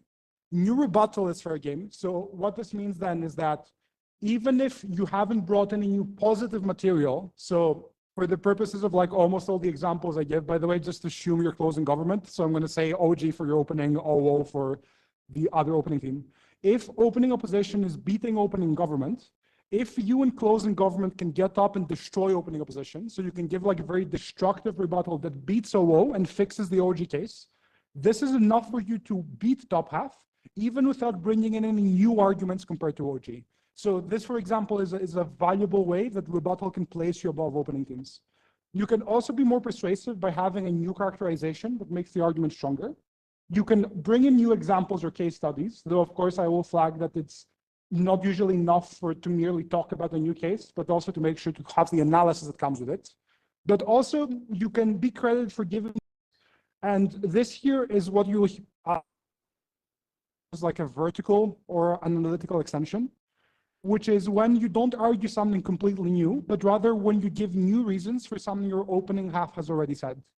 So don't panic and think you cannot run something just because top half has already just mentioned it. It's important basically to remember that speakers tend to lie and not in a way that's conscious. Basically what happens is what teams say they have proven is very different from what teams have actually proven. And this is something that Bella mentioned in rebuttal before as well, which is it's important to basically critically evaluate how much has my opening actually shown? Like, yes, they're claiming that they've shown the end of the world or they're showing like utopia, but have they actually given the analysis for it? And what you can say then is like, yes, judge, my opening team did flag this argument, but note that their analysis is weaker and it only got them so far. And here's the reasoning why our analysis makes the argument stronger or more complete, essentially. So importantly then, don't shy away from running new mechanisms for existing arguments, but also don't think that just because a mechanism is new, it means you're winning. It's important to remember that you need to figure out why your new content is valuable compared to your top half. You can also basically get credit by pointing out how existing arguments beat other teams. This one here is more on the edge in that like it can often be difficult for the judges to discern what exactly is new. But basically, if it's the case that OG beats CO somehow, You can use parts of the OG argument to rebut CO as long as you like cogently point out how CO is beat, basically. This is fine. But also you can get credit for bringing in new criteria or new metrics for how the debate should be judged. So even if open and government do all of the analysis and all of the impacting, and for example, they're arguing why it is that they save more lives, but opening opposition is talking about improving the lives of more people. If you in closing government can get up and give like very comprehensive weighing as to why it is that the loss of life is more important than improvement of life, that would be a way in which you have extended meaningfully an opening by explaining to the judge a new criterion for judging the debate, or a new defense of an existing criterion, basically. So the main thing to remember is that there's not that big of a difference between what we call analysis or weighing or impacting or rebuttal. Like they're all just different names for different modes of persuading, and all of them are valid ways in which you are able to extend on your opening. Basically, and I'm quoting the manual for the entirety of this slide, almost anything other than a word for word repetition will constitute an extension, basically. The question then is not how will you be new, because I hope it's clear that it's very easy to be new, but how can you be new and winning, basically? And this is what the manual continues to say. The first thing is that you only are contributed for going beyond what has already been contributed by your opening half. This means then that firstly, you won't get credit for merely repeating what they said in different words. You basically need to give something that is like meaningfully distinct and persuasive. But also it means that just because you have said something new, that doesn't automatically mean you have gone beyond your opening half, basically. This means then, and again, the manual says that you do not win by making minimal additions, but you win to the extent that your contribution is meaningfully better than what has come before.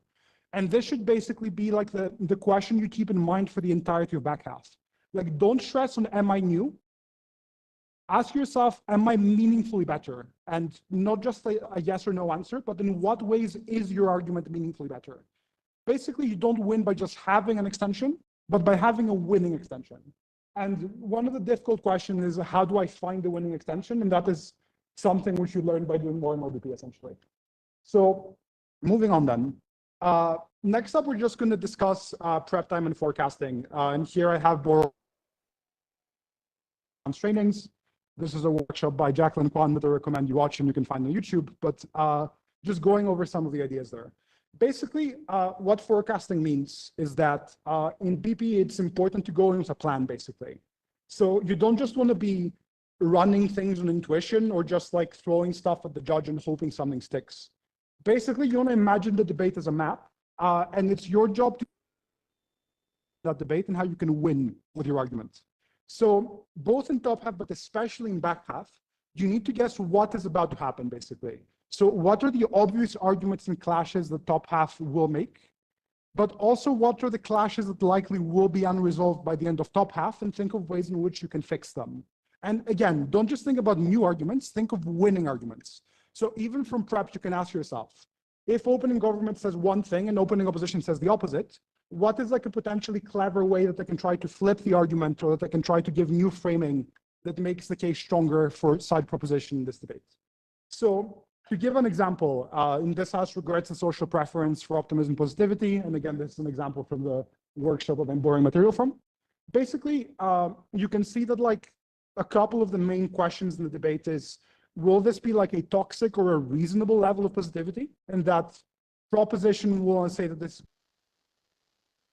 while opposition is going to characterize this as more reasonable, but also since it's a regrets debate, it's not enough for you to make like an argument just for the thing in itself being harmful or beneficial, but rather you have to think about proving what the counterfactual is in this debate.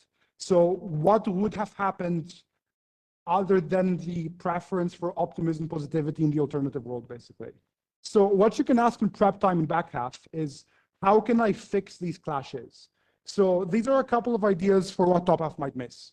So often what might happen in a narrative debate like this is that OG is just going to get up and say, you know, we posit that this is going to be like a very harmful degree of positivity, or they might give some intuitions for it. Opening opposition is going to do the opposite. At that point, this is like an example of a situation where the judge doesn't have a clear answer as to how to judge the debate, basically. So one team is saying one thing, the other team is saying the opposite. If you can resolve the clash more cleanly than your opening, this is a way that you can be ahead of back half. So for example, if you can give the analysis for what the social preference will actually look like, and this can look like answering questions like who creates this preference, how is it communicated, and how do people interpret this preference, you can give a far stronger account of the argument than your opening has. But also you can win more cleanly or make a stronger argument if you spend more time analyzing what the likely alternative is in case your opening hasn't done it. So here basically what we've done is, just by looking at the motion, we can see what the obvious questions are, and we can hazard a guess as to the ways in which TopHalf will try to answer these questions. The thing is, in good rooms, your opening will already do some of these things. So that doesn't mean you shouldn't just cross off the proposed resolutions here. But for example, it may be the case that opening government proves who creates the narrative, but opening government doesn't analyze how people interpret the narrative, for example. In that case, that is a scenario where you can go in and have a vertical extension and give a different piece of the missing, a missing piece of the puzzle for the argument to work. And at that point, if opening has done some of the work, you're not automatically beating them, but you're in a good position to give weighing to the judge to explain where your material is more important in the round than what your opening has done. Similarly, if OG makes the argument, but they miss the counterfactual, you can come in and complete the argument by giving the analysis for what the likely alternative is within the debate. So that's that on forecasting. When it comes to taking over your opening half, the thing you want to do is explicitly point out when analysis is missing at points. And to be clear, this is not knifing insofar as you're not giving the judge reasons that your opening is wrong, but rather you should be explicitly telling your judge when your opening has failed to prove something. And this is important to do not just in the whip speech, but in the extension speech as well. So especially when you're extending vertically, so when you're bringing in material on an existing argument, that is when you both want to flag to the judge what your new material is as you make it, but also tell the judge, for example, now I'm going to prove to you where this narrative comes from. You can say, note that opening government only give you this one reason for this. I'm going to give you more detailed reasons, and then you can weigh off those reasons at the end. But basically, it's a very bad idea to lie to the judge. Don't pretend your opening hasn't done something, they've done some of it. Rather, what you want to do is you want to acknowledge it, and you can beat it anyway, basically. By coming across as honest, it makes it more easy for the judge to buy into the extension you're giving, and to make your weighing be more persuasive because it accurately reflects what actually happened in the debate.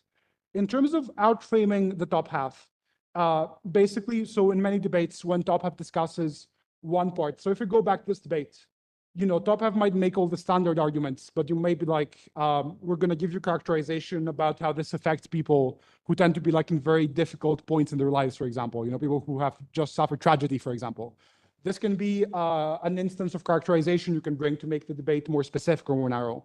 Even then, just because you have reframed the debate, this doesn't mean that you can just automatically ignore the rest of the debate.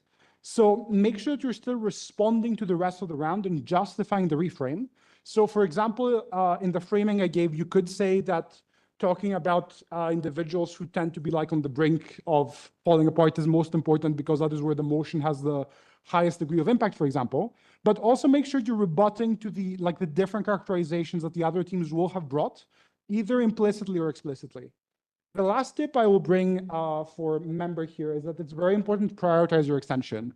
So your whip speaker exists for a reason. And what that ideally means is that a lot of the extraneous rebuttal or things that don't clash well with your case shouldn't need to be rebutted in the extension speech directly. So make sure you're splitting your time well, because unlike in top half, you have some fairly severe restrictions as to what each speaker can do in the debate in back half. So next up, I'm going to talk about positioning extensions. And basically, there are two extremes along which extensions operate. You might have a completely horizontal extension where you're discussing a very new frame. You're discussing an argument that top have completely ignored. And the thing that you need to avoid there is being seen as irrelevant. So in that case, you need to make sure you're engaging with the rest of the debate and weighing off your frame in the way I discussed before. Secondly, though, when you're doing a vertical extension and you're giving new reasons for what has already been said, it's very important to make sure that you don't come across as derivative. Basically, any extension is going to fall between these two, and any extension will usually not be at any extreme. Rather, you'll have some very new things or some similar things. And it's important to basically prioritize the right sort of strategy in closing, depending on which of these is true. So if it's the case that you're saying something very new, make sure that even in the extension speech, you are spending your time doing your reframing carefully and justifying why it is that your new frame is true, but also why your case beats the other teams, even if the frame isn't as true as you're claiming, basically. The second thing is that if you're very similar to opening, this is exactly when you want to spend the extension speech very carefully telling the judge what your new mechanisms are, especially if it's something that sounds similar to your opening. That is when you want to tell the judge, note that OG only said this much to you, like note the new bit I'm giving. And in fact, if you're comfortable doing so, that can be a good time for you to weigh off the new analysis as well. Like as you've just brought to the judge, this can be a good point where it's very fresh in their minds, where you can give like some strategic weighing at the end of the argument, for example. So just an example here. So classic motion about the creation and use of like lethal autonomous robots. In a debate like this, OG might just make a simple argument that says when we have robots, wars are going to cause less harm because we don't have human soldiers anymore. And also OG might claim that civilians are targeted less if it's the case that you're using these robots. Although here it basically clashes on the same argument with OG, like they're focusing on the question of war. And they might say that what happens is that wars become worse because they're now cheaper to justify, like less expensive to perform, and they're cheaper to easier to justify. So OO here might be trying to flip OG and say, no, actually wars are more likely. So, how you resolve the top half will depend on the quality of the arguments. But in CG here, you might go horizontal by bringing like a new argument on a new clash. So for example, you might try bringing in the frame that policing is something we should care about far more than war itself. So this may look like, firstly, giving some justification as to why policing contexts apply far more than warfare. So for example, if you can explain to the judge why like international diplomacy or sanctions make war really, really unlikely to begin with, what you've done so far is you've given the judge a reason to think your case applies in more scenarios and potentially has more of an impact. But then basically you can go horizontal by bringing in the new argument by saying that you're now able to deal with organized crime more easily, for example. So this is an instance where you have brought in an argument on a new clash, but it's not enough for you to just assert and say policing is more important. Like the question in the judge's mind is going to be why, and it's important for you to justify your frame and directly respond to what you have heard so far. So if you're going to play it ultra safe, don't just do the framing, but also directly rebut what opening opposition has done, probably in the whip speech, basically. So the opposite of this is a vertical extension. So again, a very classic motion about making Dev 8 contingent on human rights progress. So OG might say that authoritarian leaders want money and that this is a reason that they're going to want to take your hub. And so what they say is that by creating this contingency, you now get like legal change and like human rights progress. OO here might basically dispute OG and just say the opposite, which is give reasons why they don't want to say it and why this change is not going to be very useful. So basically at this point, top half is a bit difficult to resolve again because we have OG saying one thing and OO saying the opposite. At this point then, this is an example of how you may resolve this in CG. So again, the mechanisms you're giving are still addressing the question of whether leaders of authoritarian states are going to want to take money, basically. But note that even though we're claiming the same thing as OG hasn't given any reasoning for it. Like they might have only gone as far as say they like money, for example. We go beyond by giving the reasoning for this. So you might say that they're likely to take aid because it's like necessary to do things like, fund police services, to bribe officials and secure allies. Or you might say that this is also the ways in which like leaders can like personally become more wealthy and like, have more of a financial safety net in case things go wrong. So those reasons are immediately more persuasive than what OG has said, but that is something you still want to flag in the extension. So what you say here is OG say that dictators want money, but they don't give you any of the analysis for it, or they give you very weak reasons for it. So by doing this, you're simultaneously doing two things in the debate. You're both beating your opening by having cleaner analysis than them, but also you're directly clashing with the opening opposition material. So the analysis we have on the board is more detailed and more persuasive than the OO assertion in this debate, and is very likely to win the top half in this room, basically. The second contribution here is an example of weighing material, I guess, or flipping the argument, which is OO may want to say that the change won't be very big, but the thing you can do in weighing is to say that like small change is enough if you can give reasons as to why the change snowballs. So for example, if you can explain why even marginally better economic or human rights conditions lead to more political engagement, You can explain why this basically improves over time as accountability becomes better. So these are some like very straightforward and hopefully simple examples of the different types of extension. Next up, I want to briefly talk about engagement in the extension. What time is it? Okay, that's fine. So a few things here. Firstly, it's still very important. Like you cannot just get up and ignore what the rest of the debate has said. Like both back half speaker positions, so both member and whip, are very reactive positions. And that means that like inherently you have to like live within the debate basically. You shouldn't just be going up and like leaving the judge wondering what you're doing and why, but rather you should almost be thinking of your case as like running the feedback the judge would be giving to the room after the debate, basically. So think very carefully of how are you inserting yourself in the room. And often a big part of this will come in the form of the engagement you do with the other teams. The first thing is to basically flag the engagement when you do it, but also secondly, not to try to rebut everything. So a lot of the rebuttal can go in the whip, and probably the most important type of rebuttal to do in the extension is that of the opposing case that stands in the way of your analysis. So if we go back here, for example, if opening opposition hadn't merely asserted that dictators don't want aid, but if they have given some reasoning for it. So for example, if they say that they don't want to take Western aid because that makes them look beholden to foreign interests, this is something that's very important for you to rebut at some point in closing government, because it's something that like refutes the case you're trying to run. So yes, this is something you can do in whip, but also it's very convenient and very quick for you to do this in the member speech as well. So for example, you might flag that your argument will be as to why dictators are likely to undertake aid. And before you give your analysis, you can say, I first want to respond to what we have heard from opening opposition here. And then after you take it out of the way, that is when you can bring in your own case on the matter as well. Of course, this is a matter of like time management, and it can be better to leave rebuttal to your whip if you're running out of time. But it can often be very useful and a lot more time efficient for this response to happen in the member speech as opposed to the whip speech. The other thing is just dealing with like the most important arguments, especially if you have like a very strong response to them. And this can take the form of identifying what the critical missing link is, like especially if you can point out that the other side hasn't proven something. Importantly, like don't try to respond to everything, but try to respond to something and respond to it very strongly if you're going to do it. But again, if you're feeling uncomfortable with the like time you have, probably avoid doing this and prioritize having the case and dealing with the things standing in the way of the case. So yeah, when there are contradictory claims, it often will be seen as your job to respond to them. So going back, if you and opening opposition have given like a very similar quality of analysis on why money will or won't be taken, judges will tend to favor the team that spoke earlier because you had more of the opportunity to engage, basically. So this means that in back half, it's super important not to run too much material. So you're gonna run fewer things, run them well, and make sure the argument connects. Make sure there's nothing stopping the argument from connecting. The other thing is that your case will often deal with the claims the other side brings. And that is like a very cheap way to like beat other teams without having to waste your time. So going back to this example again, here in the extension speech, like I don't need to wait for my whip speaker to flag to the judge that OO has given no analysis.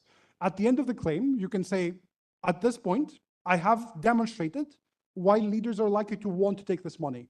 Opening opposition claim the opposite, but don't give you any reasons for it. At this point, this means that we're beating opening opposition in this clash, and therefore the opening opposition case doesn't connect anymore. So by saying this to the judge very explicitly, just explaining the full thing, so, you know, O argument is that A leads to B, we show you why A isn't true, this means O doesn't get the result they want. You just make it very easy for the judge to just take that and like echo it in deliberation, basically. So your job both in member and in whip is to figure out how to make the judge's life easier. Because the messier a debate gets, you're likely to have a hard time winning from back half. So you're gonna be very clean and very clear as to what you're doing and why. In terms of weighing, there are basically two types of ways that you can weigh your case. You can either weigh like on impacting, that is the most common advice given, so saying, you know, you affect more people or you're affected more severely or this or that. But also another very important skill is to be able to weigh the likelihood of your case. So basically, this happens when you're giving reasons for the same arguments. And the most important pitfall to avoid in weighing, and this is true for like all speakers, is that you need to think of weighing as an argument. So it's not enough for you to tell the judge, my mechanism is better because it affects more people. Even if it's obvious that it does, the question is why. So the best kind of weighing you're going to see is never going to be the very generic, like buzzwordy weighing, but rather it's the type that like specifically deals with the specifics of the two arguments. So ask yourself, given my mechanism and their mechanism, or my argument and their argument, what are specific reasons to those arguments that one is stronger than the other, basically? So you can say we affect more people because our mechanism like affects these and these communities, or like it affects these and these processes, for example. And then you explain why these processes tend to affect more individuals. But just asserting your weighing is just as unpersuasive as asserting an argument with no explanation. So don't weigh performatively, do actual weighing in your case. A couple of other ways in which you can be useful in closing is that firstly, you may sometimes be winning a clash more clearly than opening, or be more decisive. And this is something you might want to claim in scenarios where OG is beating OO and you're in CG, for example. You may identify why it is that your analysis is stronger. Similarly, you might have scenarios where opening opposition is beating opening government. And what you might say there is like, look, even though opening government's mechanisms don't connect in this debate because of these OO responses, our mechanisms like don't fall prey to the same kind of issue. Like, and you can explain why the OO responses that beat OG don't beat your case, for example. And this can be a way for you to weigh yourself against your own opening. Beyond this, you're also going to have cases where your material is necessary for the opening case to work. So again, in this example, you can point out to the judge that the judge should only believe the opening government case insofar as they believe the extension. So unless the judge is persuaded that dictators are likely to take aid, opening government cannot access their impacts. And this is a case in which you can explain to the judge why you are the team that proves the necessary missing bit for the bench to win the debate, basically. But also, it's good to flag some of this weighing in member. Like, of course, you are welcome to leave it to the whip, but it's usually useful to at least flag what the weighing is going to look like, or leave it in the mind of the judge. Just make sure you have like a healthy balance between how much time you spend doing whip work and member, and do prioritize having the extension, because that's the most important thing you need to have in the debate, in the whip speech. An example of weighing, for example, in the previous debates, OG is going to say, we prefer human rights because it leads to better lives. OO might say that we prefer more infrastructure because it improves rights more. So CO here might give the following weighing, which basically compares between two different metrics.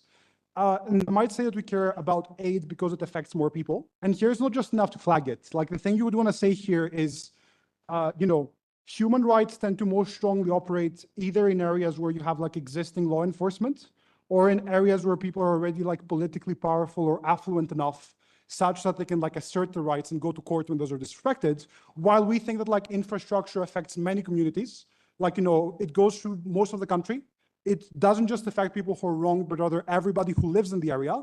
And you can even basically try to explain why infrastructure leads to better human rights eventually as well, by saying that, by catering to people's basic needs, things like, food, like energy, security, is a prerequisite for them to like stand up for themselves politically and get better rights for themselves. So this is an example of how you might be weighing different factors in the debates.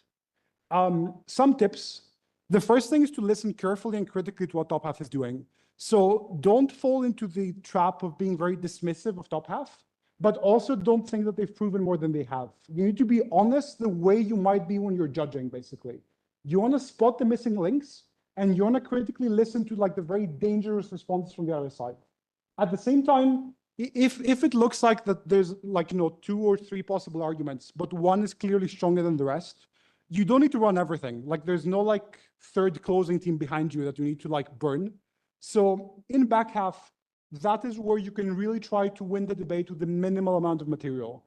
Basically, the more material you run, the less well you explain it, and the more of a risk you're taking, basically. While if you run fewer things and you run them well and you explain to the judge why they win, that is when you're going to be playing it the most safely, basically. The other important thing is to communicate with your partner. So the thing is, you have 2 people, and that is something you can make good use of, especially because there's a lot of work in back half. So depending on how things work within your team, you might, for example, ask your partner, if you're in the whip speaker, if you're speaking whip, you may ask your extension speaker to help you with some responses after they have finished delivering the extension. But also you want to make sure your whip knows what the extension is, and you probably want to be like discussing together what the extension choice is, so that the whip can like prepare their speech and the strategy you're going to be using to win the debate. At the same time, you want to finish writing your extension during your deputy speeches. And the thing is, deputies often do run new material, so it's important to listen to your opening and maybe ask your partner to inform you if something new has been said. And especially if you're in CO, make sure you don't ignore CG. So you're going to be listening to member of Gov if you're the member of Op. So yeah, that's probably the broad pieces of advice I have. Finally, if you have like nothing else, so if you're just stuck and you think like, oh my God, the opening said everything, you can still try to cop a second. Like you don't have to like accept your fourth thing. So just try to think of like one new thing that's persuasive. Like it doesn't have to beat OG, and you don't have to go to the extreme of like running like an insane argument. Just think of one reason that's a bit different or marginally better, and then you can spend like both of your speeches just rebutting and flipping the other bench. This is especially useful because we saw that rebuttal counts as new contributions, and you can really leverage this to, even if you're not winning, try to at least get some points. Like the worst thing you can do in BP is fourth, and like doing well is fundamentally just about minimizing the number of fourths you get, because you can rarely guarantee a win, but you can often far more easily guarantee that you don't fourth, basically. So don't try to always win your rooms. Try to ask yourself, what's the easiest point I can take away from a team here? Like, who's the weakest target, and just work your way upwards. The one exception to this is if you're in the final, in which case I'm very happy for you. But also if you're in a final, yes, you should be trying to be winning, basically. So yeah, the final thing is, even if you are just desperate, still try to tell the judge why your thing is potentially important and outweighs your opening, because this can often be a reason that the judge doesn't think you're derivative. Even if your wing doesn't work for you to win, it may be enough for the judge to think you're new enough, at least, essentially. So just some final thoughts on my part that I didn't get the chance to put into the slides. Basically, back half is a wonderful place to be, exactly because of how much information you have. And the way you can leverage that is by essentially thinking about the debate a bit more and planning more strategically the way you're going to put yourself in the round, essentially. So listen carefully and try to run material that is the strongest. So don't get caught up on like the different formalities or, be like, I have to give 3 reasons for everything. Like the fundamental question, the thing that's going to be in the mind of the judge at the end of the room is, have you been persuasive? And there is no prescription I can give you for how to be persuasive. Like this is going to vary from debate to debate. And it's important not to let yourself either fall into like nasty habits or trying to like tick off boxes on a checklist. In every round, you want to critically think of what has been said and how you can like most efficiently or more persuasively beat it in the time that you have. It's essentially like an optimization exercise. And the more back half you do, the more clear it will be what you need to be doing. Judging is also a very useful way to improve at back half. Okay, I think that's probably it, just for the sake of time too. Are there any questions about extending? Yes. Can you shout a bit? Sorry. I mean, not being derivative, like the thing you need to do first is listen, because if you haven't listened to top half, there's no way you know what they have said. The other thing is to make sure that you're bringing things that are different, essentially. So ask yourself, is my analysis different or am I just bullshitting? Because, if you're bullshitting, the judge will know. And, you need to start being harsh with yourself and tell yourself like, no, this is not meaningfully you.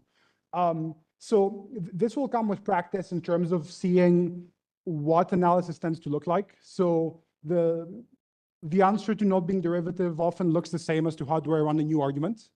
And a lot of this will both come with experience, but also by doing things like watching more workshops on like how to run different cases, for example. So you'll see how arguments tend to be run, and that can help you differentiate what an extension can look like in many debates. Also ask your judge, like, if your judge tells you you're fourth because you're derivative, like ideally, they should be telling you why you're derivative, but also you can ask them the very simple question of how could they have fixed it, and they should have an answer for you. Any other questions? Yes. Speak out a bit, please. Say again? Facts and statistics. So yeah, the thing about British parliamentary is that it's not a format where you get to bring in evidence with you. So you can use facts and statistics as examples that help illustrate your case and make it more persuasive. But the thing is that other teams are very open to questioning those facts and stats. So what this means that it's important not to just bring in the example, but to explain to the judge what the principle is behind the example. So don't just make observations, but try to explain those observations. Like essentially what it comes down to when you are bringing like framing in the debate is figuring out how you can give the judge an explanation of the world that is both beneficial to you, but also seems like very reasonable and very simple, basically. So a case that is relying on like many different assumptions or like very contrived facts is going to seem very iffy. But if you can explain to the judge why, like, 5 or 10 different examples or data points all stem from the same cause, basically, it's far simpler for the judge to assume that, yes, the one cause causes these things, as opposed to a position saying, like, these are like irrelevant things. So, try to spot patterns, and those patterns will often be what forms like strong mechanisms and good arguments that you can make in the debate. Any other questions? Yes? Yeah, so a clash is like something you hear very often. A clash is basically any area on which the two sides in the debate are going to disagree. So, for example, in the debate about aid, one of the main questions that the teams are disagreeing on here is whether these regimes want or don't want foreign aid. So this is a clash, for example. So any instance in which you have like competing analysis and responses is going to be one of the clashes within the debate. Any other questions? Yes.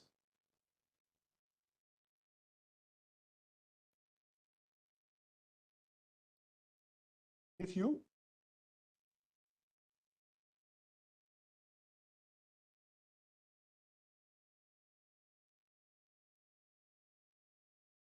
Why would they be deducted?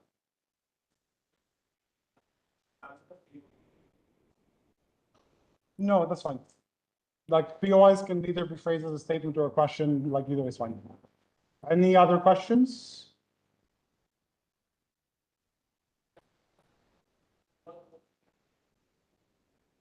If you want.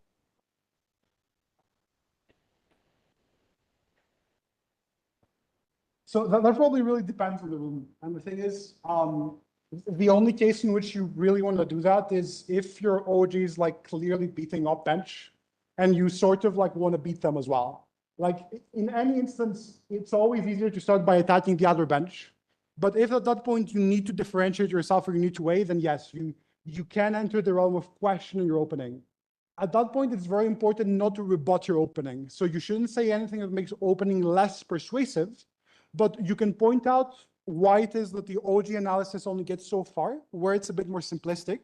And you can again provide the judge weighing as to why you apply in more instances or why you're relying on fewer assumptions, for example.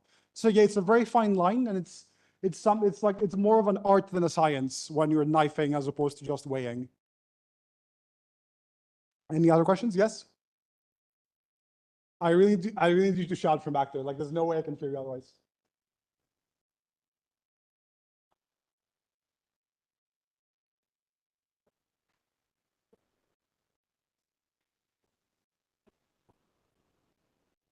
I mean, you need to be listening. So like, multitasking is king in closing, but also you want to nudge your partner and like, when this happens, your web speaker should be listening and they should be giving you a nudge, like saying like, hey, far stronger OO material is coming out. That might be a good instance where you might want to leave some more response to the whip if you don't have enough time. So if you're just about to speak and the LO has said something, then that's fine. But that is exactly why it's crucial not to omit listening to the deputy speakers, because deputies often will do new analysis and it's stuff you need to deal with.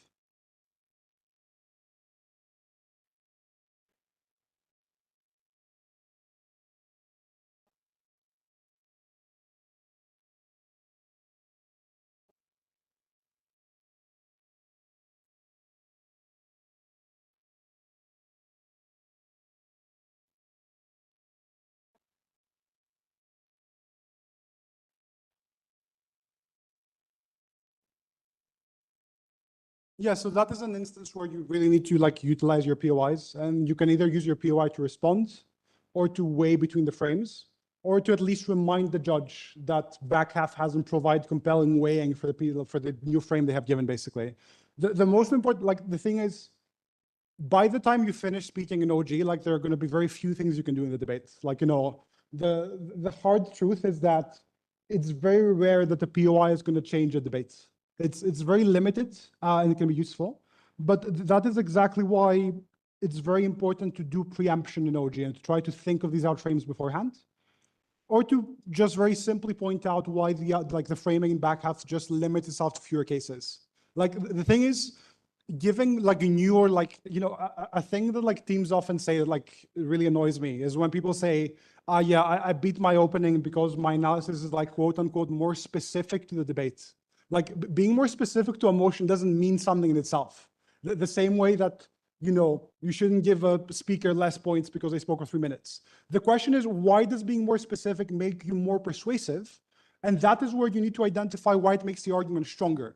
In the same way, just having a new frame doesn't make the argument stronger because you're just inherently limiting yourself to fewer cases, essentially, like because the frame only operates in part of the cases. So if back half hasn't done that, you can just point that out in a POI, as in, we affect more people, we beat the frame. That should be enough. Okay, any other questions? Yes. Answering POIs, like being funny is good, but also like, try to, if they're attacking your case, rebuild it. If it's something that if you don't know what it is, just leave it. Maybe your partner is gonna know. And if you didn't get it and your partner didn't get it, then maybe the judge didn't get it either and you're gonna be fine, basically. Questions? Last one, maybe? Any? Okay, I think we're good then. What does the schedule say?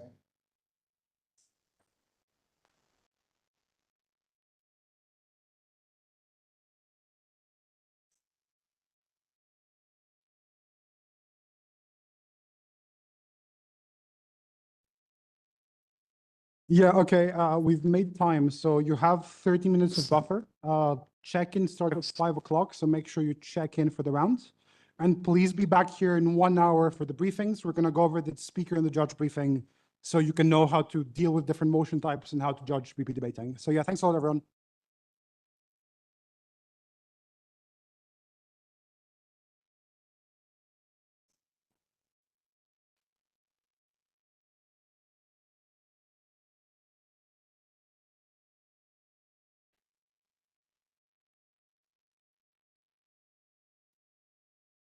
Yes.